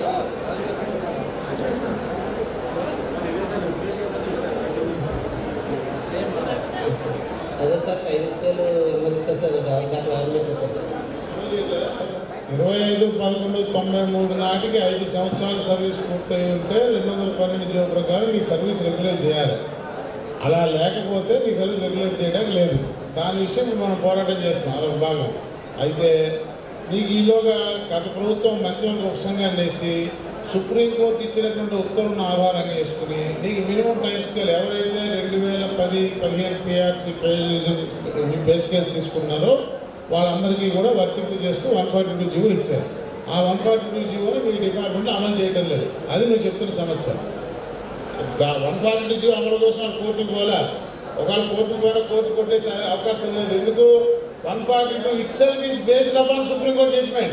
So కాబట్టి the law declared by the Supreme Court of India is mandatory binding on all subordinate courts and tribunals within the territory of Union of India అని భారత రాజ్యాంగంలో 145 అధికారం చాలా స్పష్టంగా ఏం చెప్తుందంటే ఈ దేశంలో సుప్రీంకోర్టు నిర్దేశించిన న్యాయ సూత్రం తప్పైనా సరే భారతదేశ భౌగోళిక భూభాగంలో ఉన్న అన్ని రకాల కోర్టులు ట్రిబ్యునల్లు మ్యాండేటరీ బైండింగ్, దానికి భిన్నంగా చెప్పడానికి వీలు లేదు. కాబట్టి మీరు సంథింగ్ అండర్స్టాండింగ్ రాంగ్ ఉంది.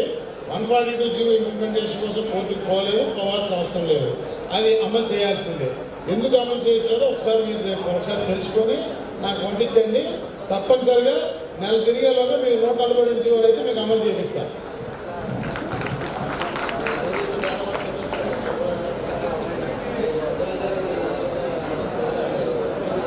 ఉద్యోగస్తులు ఎందుకు ఇంత ఇబ్బందులు పడుతున్నారు కారణాలు రెండు. ఒకటి సంఘాలు ఎక్కువైపోయినాయి, ఇందాక కలెక్టర్ గారు చెప్పాడు, మంత్రి గారు చెప్పారు. రెండు, మనకు ఒక అలవాటు ఉంది. ఏంటిది? నీకు నాకు అందరికీ, ఉద్యోగులందరికీ కడుపు నొప్పి రాగానే డాక్టర్ దగ్గర వైద్యం చేయించుకోవాలి. అది చేయించుకోము. ముందు ఇంటి దగ్గర ఇంటి వైద్యం చేస్తాం, ఆర్ఎంపీ వైద్యం చేస్తాం, సొంత జీవులు ఎంబీబీఎస్ డాక్టర్ నర్సింగ్కి వెళ్తాం, పక్కన ఎండి క్లినిక్కి వెళ్తాం. వాళ్ళు లాభం లేదు, ఇంకో కేసు కుదిరిపోయింది, హైదరాబాద్ అపోలో తీసుకోమంటే అపోలోకి పోతాం. అక్కడ వాడు సర్జరీ చేసి ఒక 5 లక్షలు బిల్ వేసి పంపిస్తే డాక్టర్ గారు దేవుడు నా మీద ప్రాణం పోసాడు అంటారు. అంతేగాని అసలు జబ్బు రాకుండా నీకు టీకా ఇచ్చిన డాక్టర్ పేరు చెప్పమంటే గుర్తుంటుంది ఎవరికైనా? గుర్తుందా? అది అంటే వ్యాక్సినేషన్ మన సూట్ కాదు, ఆపరేషన్ మన సూట్ అవుతుంది కదా. సరే, ఇప్పుడు దాకా నువ్వు పని వాళ్ళ దగ్గరికి వెళ్ళేవన్నా, ఇప్పుడే కదా నా దగ్గరికి వచ్చావు, నేను ఈ పని చేసి చూపిస్తాను. ఫోటో తీస్తాను. నెక్స్ట్ బీఆర్ఎస్ అసోసియేషన్ రెడీ ఉంది. చాలా మంది ఎంత బీఆర్ఎస్ వస్తుంది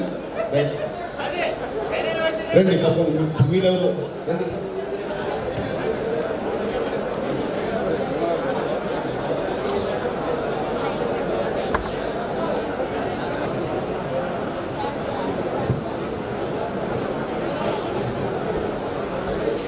నెక్స్ట్ బీఆర్ఏలకి బీఆర్ఓ ప్రమోషన్ అంశం. దీంట్లో రెండు సమస్యలు ఉన్నాయి. ఒకటి ఇంటర్మీడియట్ క్వాలిఫికేషనా, డిగ్రీ క్వాలిఫికేషనా, పాయింట్ నెంబర్ 1.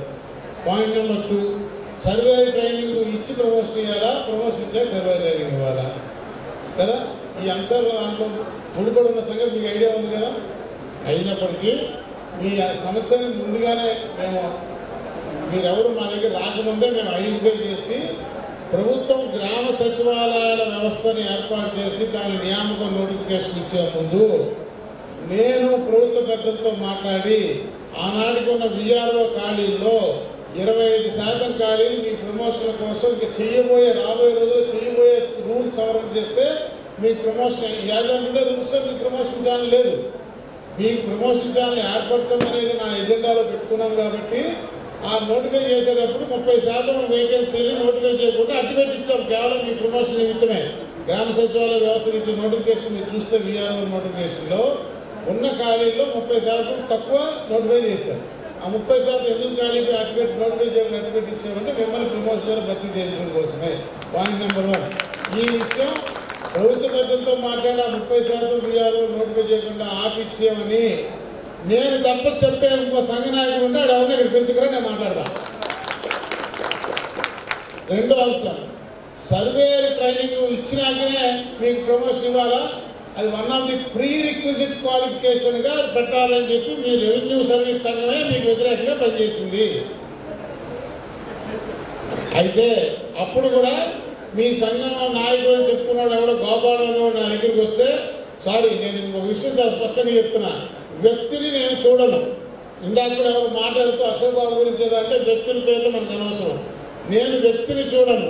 అతను నా దగ్గరికి తీసుకొచ్చిన సమస్యను చూస్తా, ఆ సమస్యలో తీవ్రతను చూస్తా, ఆ సమస్య నిజమైన సమస్య నాకు అనిపిస్తే వాడు ఎవడైనా ఆ వ్యక్తి నాకు సంబంధం లేదు, నన్ను శత్రువుగా భావించడం నాకు సంబంధం లేదు, ఆ సమస్యను పరిష్కారం చేస్తాను, నేను పనిచేస్తా.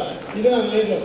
సో నేనే ఆనాడు ఎల్వి సుబ్రహ్మణ్యం గారు చీఫ్ సెక్రటరీ గారికి ఎవరైనా ప్రచారం కోరుకుంటారు, మా జనసేన గారు పక్కనే ఉండి మీరు అలా ఎవరు వచ్చేవాడు తెలుసు కదా, అది సమస్య పరిష్కారం అయితే చాలని నేను మీ సంఘం లెటర్ ప్యాడ్ మీదే చీఫ్ సెక్రటరీ ఎల్వి సుబ్రహ్మణ్యం గారితో ముందు ప్రమోషన్ ఇచ్చేసి తర్వాత ట్రైనింగ్ ఇచ్చేటువంటి రకంగా రూల్ని రూపొందించి తక్షణం రూల్స్ ఫ్రేమ్ చేయమని చెప్పి ఎండార్స్ చేయించింది కూడా నేనే. దాని తర్వాత ఇప్పుడు ఇంటర్మీడియట్ క్వాలిఫికేషన్ డిగ్రీ అనేది సమస్య వచ్చినప్పుడు కూడా మొదలు ఇంటర్మీడియట్ క్వాలిఫికేషన్తో ఇచ్చి కావాలంటే 5 సంవత్సరాలు వాళ్ళు డిగ్రీ పాస్ అవడం కండిషన్ పెట్టి ఇవ్వండి అని కూడా ప్రభుత్వానికి ప్రతిపాదించింది కూడా నేనే. ఈ 3 అంశాల మీద ప్రభుత్వం సూత్రప్రాయంగా అంగీకారం తెలిపి ఫైల్ సర్క్యులేట్ అయ్యి ముఖ్యమంత్రి గారి కార్యాలయానికి వచ్చింది. మొదలు వేరే రకంగా వస్తే నేను అజయ్ కలాం గారితో మాట్లాడితే వారు మీ రెవెన్యూ సెక్రటరీ గారిని మేడం గారిని పిలిపించుకొని అలా కాదు ఈ రకంగా ఈ 3 ఆస్పెక్ట్స్ నేను సున్నారంతో ఒప్పుకున్నాను, ఆ ప్రకారం తయారు చేసి పంపమంటే చేసి పంపించారు. ఫైల్ ముఖ్యమంత్రి కార్యాలయంలో ఉన్నది. మీతో పాటు మీ సోదరుల సమస్య ఉన్నది. మీరు ఇప్పుడు నెక్స్ట్ ప్రమోట్ అయ్యి విఆర్ఓ అవ్వాలనుకున్నారు కదా, ఆ విఆర్ఓలు సీనియర్ అసిస్టెంట్లో వాళ్ళు ఉంటున్నారు. దానికి కూడా మీ ఏపీ రెవెన్యూ సంఘం అడ్డం వస్తుంది. అవునా? ఆ విఆర్ఓల సంఘం నా దగ్గరికి వస్తే ఉన్నారా విఆర్ఓలు ఎవరన్నా? విఆర్ఓల సంఘ రాష్ట్ర నాయకత్వం కోన ఆంజనేయ కుమారు, చేవూరు సురేష్ బాబు నా దగ్గరికి వస్తే మీకు కూడా రూల్స్ సవరణ చేసి మీకు సీనియర్ అసిస్టెంట్ ప్రమోషన్ ఇవ్వాలని నేను చెప్తే, కాదు వీళ్ళకి జూనియర్ అసిస్టెంట్ ఇచ్చి జూనియర్ అసిస్టెంట్ సీనియర్ అసిస్టెంట్ ఇవ్వాలని చెప్పని మీ రెవెన్యూ సంఘం చెప్తే తాట తీస్తే అట్లా మాట్లాడితే అసలు జూనియర్ అసిస్టెంట్ నుంచి సీనియర్ అసిస్టెంట్ సూపరింటెండెంట్ లైన్ వేరు, విఆర్ఓ నుంచి రెవెన్యూ ఇన్స్పెక్టర్ ఇప్పుడు అసలు లైన్ వేరు వేరు ఏం చేస్తాను జాగ్రత్త అని చెప్పినా. మినిస్ట్రీ సర్వీస్ నుంచి ఎగ్జిక్యూటివ్ లైన్లోకి ఓవర్లాప్ అవుతా ఉన్నాడు నీ జూనియర్ అసిస్టెంట్. గట్టిగా మాట్లాడితే ఈ లైన్ వేరు ఆ లైన్ వేరు వేరు చేస్తానని చెప్పినా మీకు సీనియర్ విఆర్ఓకి సీనియర్ అసిస్టెంట్ ప్రమోషన్ ఇచ్చే విషయం కూడా నేనే రిప్రజెంట్ చేసిన. అది కూడా ప్రాసెస్లో ఉన్నది. ఆ ఫైల్ కూడా రేపు ఎల్లుండి లా డిపార్ట్మెంట్కి పోయింది, ఈ మంత్రి గారు ఆమోదం పొంది అది కూడా ఈ 2-3 రోజుల్లో ముఖ్యమంత్రి కార్యాలయం చేరుతుంది. అది కూడా వచ్చిన తర్వాత 2 ఫైల్స్ వచ్చినాక నాతో ఒకసారి మాట్లాడి ఫైనల్గా ముఖ్యమంత్రి 2 ఒకేసారి ముఖ్యమంత్రి గారు ఆమోదం తీసుకుంటానని చెప్పి ముఖ్యమంత్రి గారు ప్రధాన సలహాదారు గారు చెప్పారు. మీకు ఎన్నికలు వస్తాయి, నోటిఫికేషన్ వస్తుంది, దానివల్ల ఒకవేళ ఇది ఆలస్యం అవుతుందనే భయం మీరు చెప్పాల్సిన అవసరం లేదు. ఒకవేళ అలాంటి అడ్డంకి ఏదైనా వస్తే ఆ ఎన్నికల కమిషన్ ఎవరు? రాష్ట్ర ప్రధాన ఎన్నికల అధికారి, కేంద్ర ఎన్నికల కమిషన్ కాదు కదా, రాష్ట్ర ప్రభుత్వం నియమించిన ఎన్నికల అధికారి నిమ్మగడ్డ రమేష్ కుమార్. ఫైల్ ఒకసారి వారికి పంపించి ఇది రొటీన్ వ్యవహారం చేసుకోవచ్చు, ఒక సంతకం తీసుకునైనా సరే మీ ప్రమోషన్ ఇచ్చే బాధ్యత ఆంధ్రప్రదేశ్ ప్రభుత్వం సంఘం తీసుకుంటాం. ఒక్కసారి దయచేసి మీ ఒక్క రోజు కూర్చోండి. భూమి మీద ఏదో భగవంతుడికి మాత్రమే దండం పెట్టాలి. భూమి మీద తల్లిదండ్రికి భగవంతుడికి మాత్రమే దండం పెట్టన్నా మరో మానవ మాత్రమే దండం పెట్టాలి. నేను చెప్తా ఉన్నా ఒక సెకండ్. మననాత్ త్రాయతే ఇతం మంత్ర అన్నారు. మంత్రం అంటే మననాత్ త్రాయతే ఇతం మంత్ర, తలిచినంతనే రక్షణ కల్పించేదాన్ని మంత్రం అంటారని శాస్త్రం చెప్తా ఉంది. తలిచినంతనే కష్టం ఉన్న వారికి అండగా నిలిచేదే ఆంధ్రప్రదేశ్ ప్రభుత్వ ఉద్యోగుల సంఘం అని నేను చెప్తా ఉన్నాను. ఈ ప్రభుత్వ ఉద్యోగ వ్యవహారాల సర్వీసుల్లో గాడ్ ఫాదర్ లేకుండా ఉండిపోయిన అట్టడుగు స్థాయి ఉద్యోగికి గాడ్ ఫాదర్గా నిలబడే సంఘం ఉండాలనే లక్ష్యంతోనే నేను ఈ జెండా పట్టుకు తిరుగుతా ఉన్నా. మీకు ఈ పాటికే నా విభిన్నమైన శైలి మీకు అర్థమై ఉండాలి. నేను మిగతా ఉద్యోగ సంఘాల నాయకుల్లాగా పోకదంపుడు ఉపన్యాసాలు ఇచ్చి తప్పట్లు కొట్టి సోలా వ్యక్తి నిలిపే వ్యవహారం సరి కాదు. నన్ను ఫోటో సెషన్లు ఇబ్బంది పెట్టకుండా పనిచేపిస్తే నేను చాలా ఎక్కువ పనిచేస్తాను, మీ అంచనాకి మించి పనిచేస్తాను. మళ్ళీ చెప్తున్నా, మీరు మల్టీపర్పస్ హెల్త్ అసిస్టెంట్ లేదు, మీరు డిఎస్సి ద్వారా వచ్చారు. మీకు గుర్తుందో లేదో, ఉమ్మడి ఆంధ్రప్రదేశ్ రాష్ట్రంలో మీరు ధర్నా చౌక్ దగ్గర ఇందిరా పార్క్ దగ్గర సుదీర్ఘకాలం పాటు ధర్నా చేశారు. 400 పైచీలకు రోజుల పాటు మీరు ధర్నా చేశారు. మీకు గుర్తుందో లేదో, నేను వచ్చాను మీ ధర్నాకు ఓ రోజు. అంటే నేను నాయకుడిగా ప్రసంగించడానికి రాలా. అప్పటికి నేను కేవలం కమర్షియల్ ట్యాక్స్ ఎన్జిఓ సంఘానికి మాత్రమే నాయకుడు, మా కమర్షియల్ ట్యాక్స్ ఉద్యోగులు మాత్రమే. మీరు ట్రేడ్ యూనియన్ నాయకులు వచ్చి ఉపన్యాసాలు ఇచ్చారు, రాజకీయ నాయకులు వచ్చి ఉపన్యాసాలు ఇచ్చారు, తర్వాత ఇంకెవరో కొంతమంది ప్రధాన ఉద్యోగ సంఘాల నాయకులు వచ్చి ఉపన్యాసాలు ఇచ్చారు. ఆఖరికి మీ టెంట్ మీరే తీసుకుని వచ్చేసారు పరిష్కారం అవ్వకుండా. నేను ఒక రోజు వచ్చి నేను ఎవరో మీకు తెలియకుండా మీతో పాటు ఆ ధర్నాలో కూర్చున్నా. అంటే ఇంత సుదీర్ఘకాలం పాటు ధర్నా చేస్తున్నా అసలు ఏంటి వీళ్ళ సమస్య తెలుసుకుందాం వచ్చే రోజు నేను కూర్చున్నా. ఆ తర్వాత నాకు అర్థమైంది మీ సమస్య పరిష్కారం అయిపోయేది. మీ దురదృష్టం రాజశేఖర రెడ్డి గారు చనిపోయారు. ఆనాడు రాజశేఖర రెడ్డి గారు చనిపోకుండా ఉండుంటే ఇంకొక 10 రోజులు ఆగి ఉంటే మీరంతా ఈ పాటికి 2009 నుంచే ఈ పాటికి మీరు రెగ్యులర్ ఉద్యోగులుగా 10 సంవత్సరాలు బట్టి ఉండేవారు. సరే, మళ్ళా ఆనాటి మీ దురదృష్టం మళ్ళీ ఈనాడు ఆయన కొడుకు జగన్మోహన్ రెడ్డి రూపంగా అదృష్టంగా కలిసి వచ్చిందని అనుకోండి. తప్పనిసరిగా రెగ్యులర్ చేస్తారు. రైట్, ఇండివిజువల్ కేసెస్ చాలా సరిగా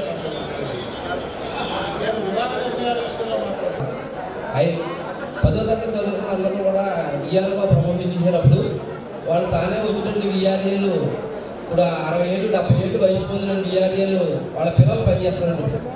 ఆ పనిచేసే పిల్లలు ఇప్పుడు యువకులకి మరి ఇప్పుడు ఉండేటి ప్రభుత్వానికి వేగంగా పనిచేయాలంటే డబ్బులు భారం పడకుండా ఆ 70 ఏళ్ళు 80 ఏళ్ళు ఉన్న వాళ్ళు తొలగించేసి వాళ్ళ పిల్లలకి ఇస్తే అదే జీతానికి యువకులు పనిచేస్తారని మేము ప్రభుత్వానికి ఎప్పుడో నిర్మించుకున్నాం.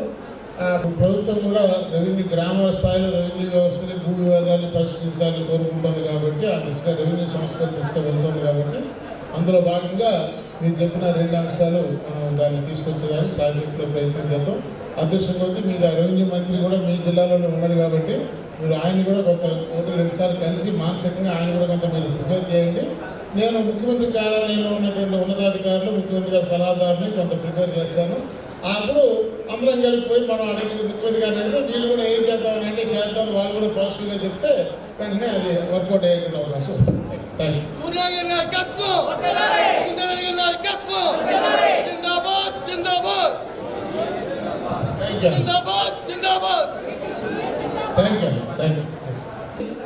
మహాత్మా గాంధీ కూడా ఆయన చెప్పారు అప్పట్లో మహాత్మా గాంధీ గారు గ్రామాలు పరిశ్రమంగా ఉంటే దేశం సుసంపన్నంగా ఉంటుందని చెప్పి, అలాగే మన భారత రాజ్యాంగంలో కూడా గ్రామ పంచాయతీ వ్యవస్థకి విశేషమైన అధికారాలు కల్పించడం జరిగింది సార్. అయితే వీళ్ళందరూ గ్రామ పంచాయతీ తీర్మానం ద్వారా ఎంపిక కాబడి జిల్లా పంచాయతీ అధికారి జిల్లా కలెక్టర్ వారి ద్వారా ఉత్తర్వులు పొంది ఒప్పంద కార్మికులుగా గ్రామ పంచాయతీల్లో 30 సంవత్సరాలుగా పనిచేస్తున్నారు.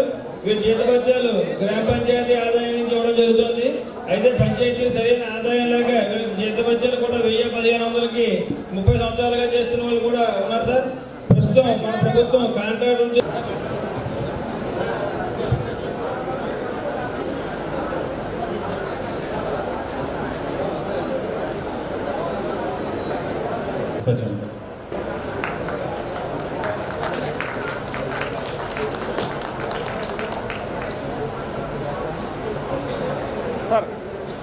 Thank you sir. Kakinada Apollo యాజమాన్యం వారికి, డాక్టర్ రమణ గారికి, అలాగే మన మధ్య ఉన్న డాక్టర్ రాజేష్ గారికి, ఉద్యోగస్తులు అందరి తరఫున హృదయపూర్వక ధన్యవాదాలు తెలియజేస్తున్నాం. ముందు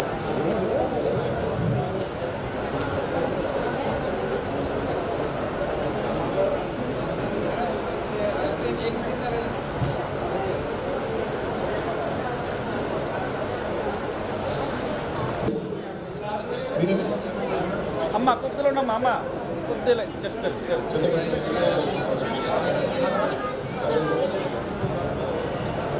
చూడమ్మా తెల్లారపాటికి అందులో నేను అసోసియేషన్ చూసి రాత్రి 8 ఆర్థిక మంత్రి నాతో ఫోన్లో మాట్లాడాడు. నేను పొద్దున్నే రమ్మంటే సెలవు రోజు నా కోసం వచ్చాడు నా ఆఫీస్కి.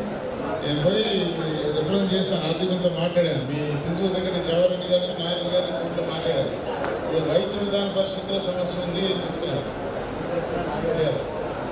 యాక్చువల్గా 2211 హెడ్ ఆఫ్ అకౌంట్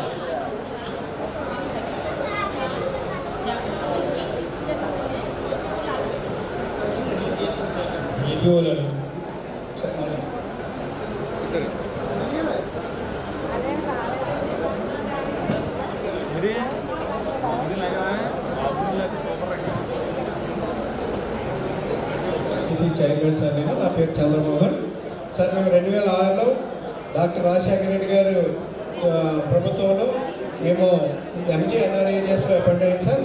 డిఎస్సి రాష్ట్ర ఆఫ్ మెరిట్లో మేము హాజరయ్యాము.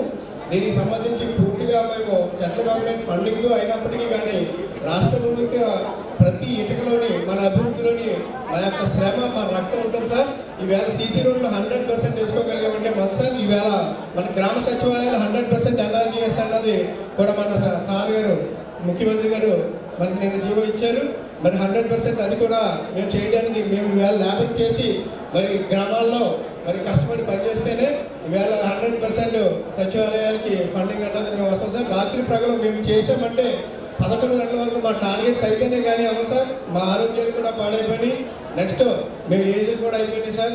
కానీ మాకు దయించి మాకు ఫైనాన్స్ డిపార్ట్మెంట్లో చిన్న ప్రాబ్లం ఉంది, అక్కడ ఐడెంటిఫికేషన్ లేదని అంటున్నారు సార్.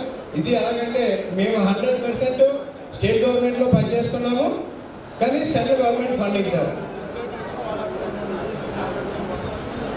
DCC sir. అదే కాకుండా మన ఎన్నికల మేనిఫెస్టోలో మీరు చెప్పిన మాట ఏమిటి? ఆ రోజు ఏమైనా మీరు కాంట్రాక్ట్ వేరే అవుట్ సోర్సింగ్ వేరే అని ఏమైనా చెప్పారా?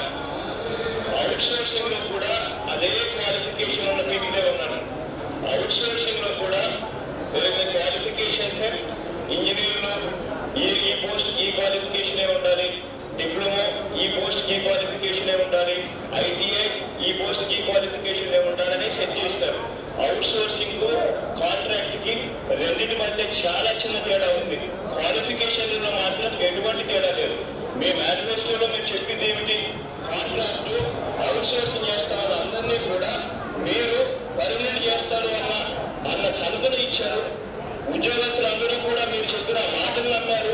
వాళ్ళని ఇవాళ నట్టేట ముంచద్దండి అని చెప్పి గట్టిగా చెప్తా ఉన్నాం, ఉండదు కూడా చెప్తా ఉన్నాం. మీరు ఒకవేళ చేయకపోతే మేము వచ్చిన తర్వాత చేస్తామని ఇస్తా ఉన్నాం వాళ్ళందరికీ కూడా. కనీసం ఇప్పటికైనా కనీసం కదిలేసి చేసే కార్యక్రమం చేయండి అని చెప్తా ఉన్నాం మీ అందరికీ. మీ మేనిఫెస్టో అధ్యక్ష ఇది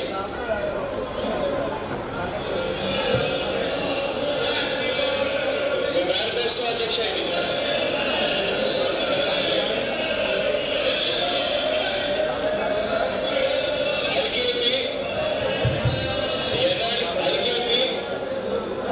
ఎన్ఆర్ఈజిఎస్, ఆర్టీసీ, విద్యుత్, వైద్య, ఆరోగ్య మొదలైన ప్రభుత్వ సంస్థల్లో పనిచేస్తున్న కాంట్రాక్టు అవుట్ సోర్సింగ్ సిబ్బంది సర్వీసులను క్రమబద్ధీకరణ చేసేందుకు తీసుకోవాల్సిన చర్యలను పరిశీలిస్తామన్నారు.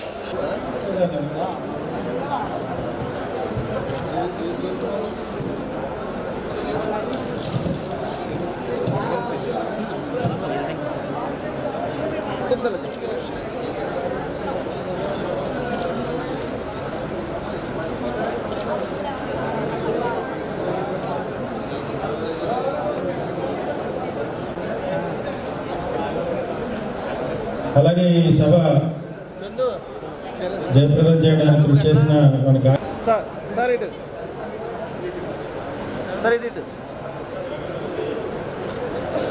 థ్యాంక్ యూ రఘురావు గారు. వేదిక ముందుకు రావాల్సి కోరుతున్నాం.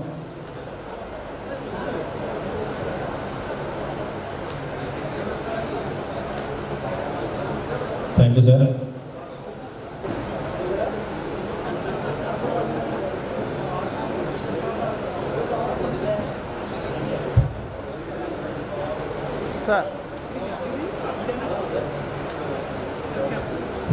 Thank you sir.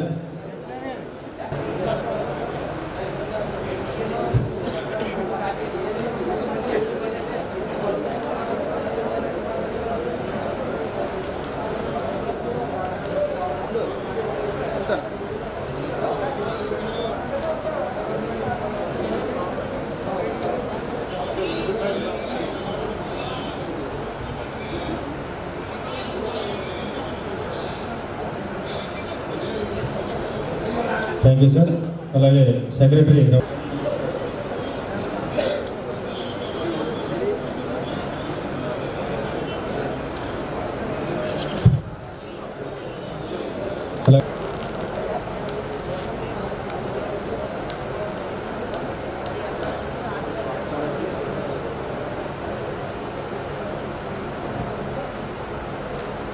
మహిళా విభాగం నాగమణి గారు, శ్రీవల్లి గారు, రాజకుమారి గారు, లక్ష్మి గారు పిలుచుకోవాలంటే నేను పిలుస్తాను. జ్ఞాన శ్రీనివాస్, అశోక్,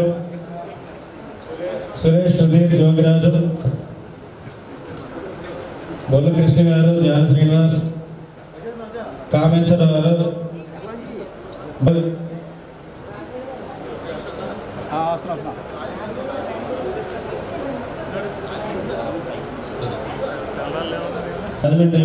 శ్రీనివాసరాజు గారు, వైఎస్ఎన్ గారు, వైఎస్ఎన్ మూర్తి గారు,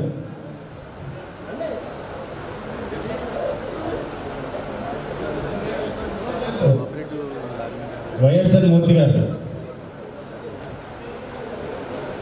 అందరూ వచ్చాడు. నేను పేరున మన టీం అంతా బైక్ ర్యాలీ చేసిన టీమ్స్ అమలాపురం, రాజమండ్రి, కాకినాడ, తొలి సోరవరం సీను, హెల్త్ శ్రీనివాస్, సుబ్బారాయుడు ఫోటోలు తీస్తారు బయటకు వచ్చి పైకి వచ్చి, జ్ఞాన శ్రీనివాస్, ఈ టీం అంతా బాగా కష్టపడ్డారండి బైక్ ర్యాలీస్ అవి చేసి. బొంతు శ్రీనివాస్ గారు, రజనీకాంత్ గారు,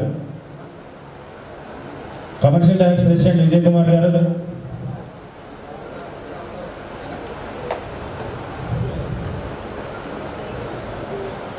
అశోక్ కుమార్ గారు కాకినాడ నుంచి, మరో ఏపీజే నాయకులు శ్రీనివాస్ గారు,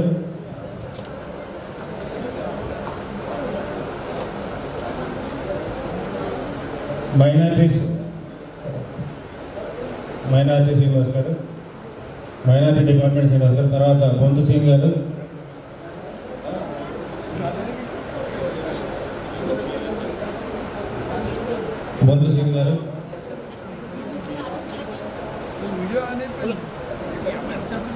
కమర్షియల్ ట్యాక్స్ జిల్లా ప్రెసిడెంట్ విజయ్ కుమార్ గారు. ఈరోజు భోజన సదుపాయం వారే కల్పించారు, వారికి హృదయపూర్వక ధన్యవాదాలు తెలియజేసుకుంటూ ముందు కూడా ఇలాగ మనతో కలిసి రావాలని కోరుకుంటున్నారు.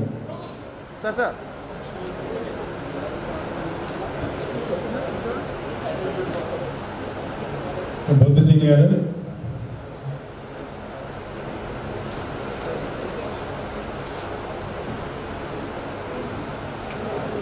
పిఠాపురం రెడ్డి గారు, రామారెడ్డి గారు రండి సార్, రాజు గారు పట్టుపాటు రావాలి సార్, పిల్లలు రాజు గారు హెల్త్ డిపార్ట్మెంట్,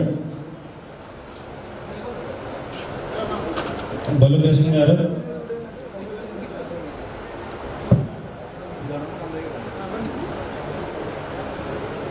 సార్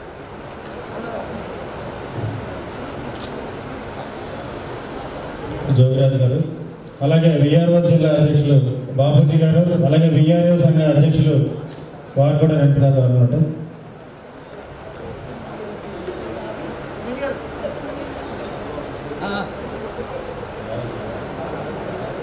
బాబూజీ గారు విఆర్ఓ జిల్లా సంఘ అధ్యక్షులు, అలాగే మన పాపారావు గారు జిల్లా వైస్ ప్రెసిడెంట్, స్వామి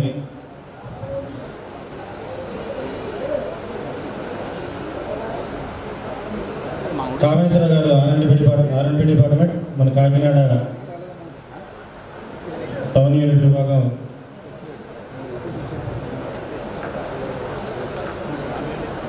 అలాగే మోజేష్ గారు కాకినాడ ఎక్సైజ్ డిపార్ట్మెంట్, మన కాకినాడ ఏపీజీఎస్ఆర్,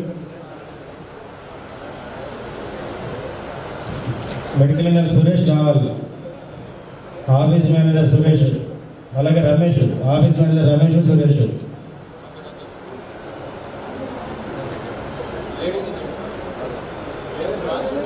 లక్ష్మి గారు Rajahmundry unit Rajahmundry team, Y Lakshmi గారు మా డిపార్ట్మెంటే, women and child welfare department,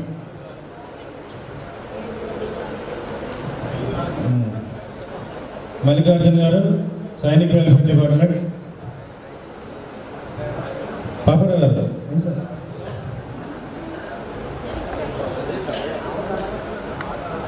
Nagamani గారు, అనిల్ జాన్సన్ గారు Kakinada town president and police department wise president గారు, నాగమణి గారు రాజమండ్రి టౌన్ ప్రెసిడెంట్, గజేంద్రుడు గారు సిహెచ్ఓ గజేంద్రుడు గారు మీరు అడిగిన గారు తీసుకున్నారు, శ్రీనివాసరాజు గారు సెక్రటరీ రాజమండ్రి టౌన్ యూనిట్, ఈయన గజేంద్ర గారు అండి గెజిటెడ్ ఆఫీసర్ అయినా సరే మన బైక్ ర్యాలీలో జెండా పట్టుకుని రాజమండ్రి అంతా వారం రోజులు పబ్లిసిటీ చేశారు గజేంద్ర గారు, వారికి మా హృదయపూర్వక అభినందనలు.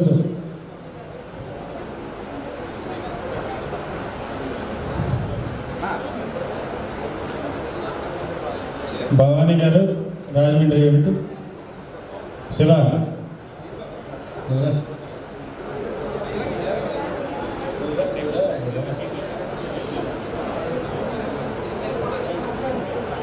శివకుమార్ కూడా వేసేయండి, ఇద్దరికి వెళ్ళి మీకు ఒకటేనా ఇద్దరికి ఆవిడే వేయించండి శివకి, భవానీ గారు మీరేయండి, శివకి మీరేయండి, అలాగే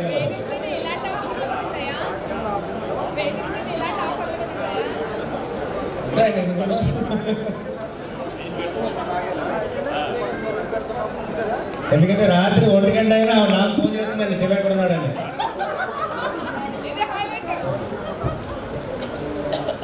అనిల్ జాన్సన్ గారు, జాన్సన్ రాజు గారు, విజయలక్ష్మి గారు ఐసిడిఎస్ రాజమండ్రి యూనిట్లో వైస్ ప్రెసిడెంట్గా ఉన్నారు. ఫెబే గారు,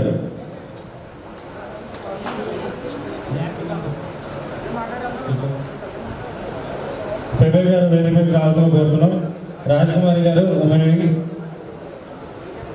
హంస ప్రెసిడెంట్ జాన్సన్ రాజు గారు అపోలో స్పాన్సర్షిప్కి వారే కారణం, వారిని కూడా వేదిక మీదకి రావాల్సిందిగా కోరుతున్నాను. ఎంపీహెచ్ఓ రాయుడు గారు, వారిని కూడా వేదిక మీద కోరుకొండ అధ్యక్షులు సుబ్బారాయుడు గారు, మా సుబ్బారెడ్డి కాకుండా మెడికల్ సుబ్బారెడ్డి గారు ఈయన.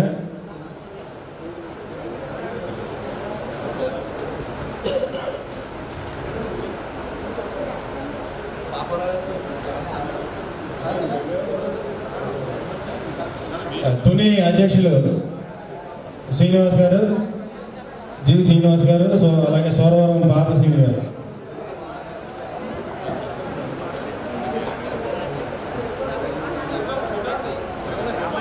Thank you. కొత్తపేట సోదా సూర్యనారాయణ గారు, కొత్తపేట అధ్యక్షులు.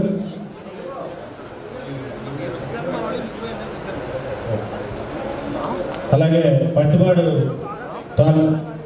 పెద్దాపురం తాలూకా అధ్యక్షులు రాజు గారు, పికే శర్మ గారు, మాకు రాజు గారిలో తెలుసు, పికే శర్మ ఎలియాస్ రాజు గారు, శర్మ గారు. అలాగే పిఠాపురం అధ్యక్షులు రామారెడ్డి గారు. రామారెడ్డి గారు పిఠాపురం యూనిట్ నుంచి చాలా కృషి చేశారు. ఎందుకంటే ఆయన పిఠాపురం వదిలేసి కాకినాడ, అనపర్తి అంతా కూడా ఆయనే కవర్ చేశారు. వారికి కూడా ధన్యవాదాలు. థ్యాంక్ యూ రెడ్డి గారు. ఏ మీటింగ్ జరిగినా వారి చేతుల మీదుగా జరగాలని కోరుకుంటాం. Thank you.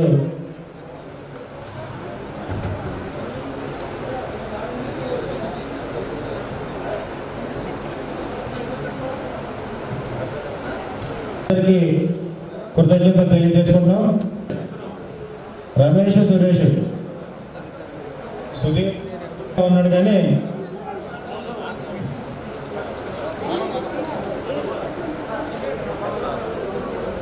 అలాగే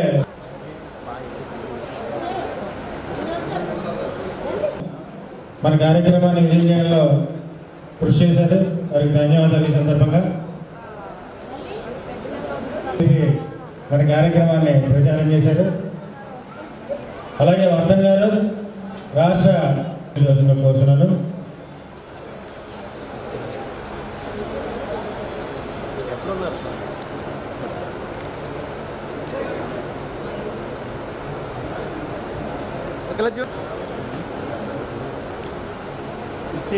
రండి సార్.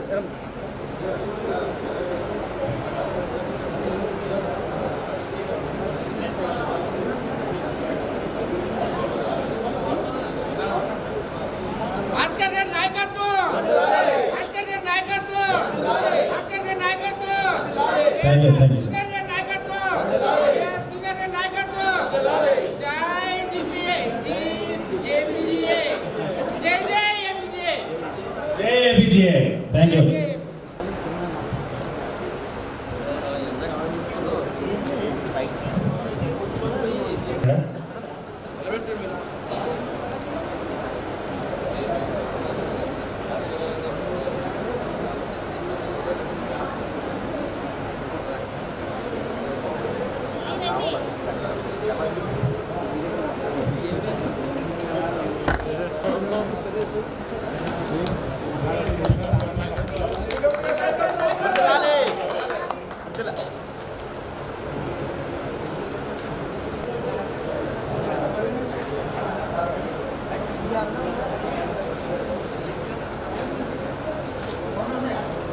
రాజేష్ గారు, వారిని కూడా వేదికకి సాధారణంగా ఆహ్వానిస్తున్నాం.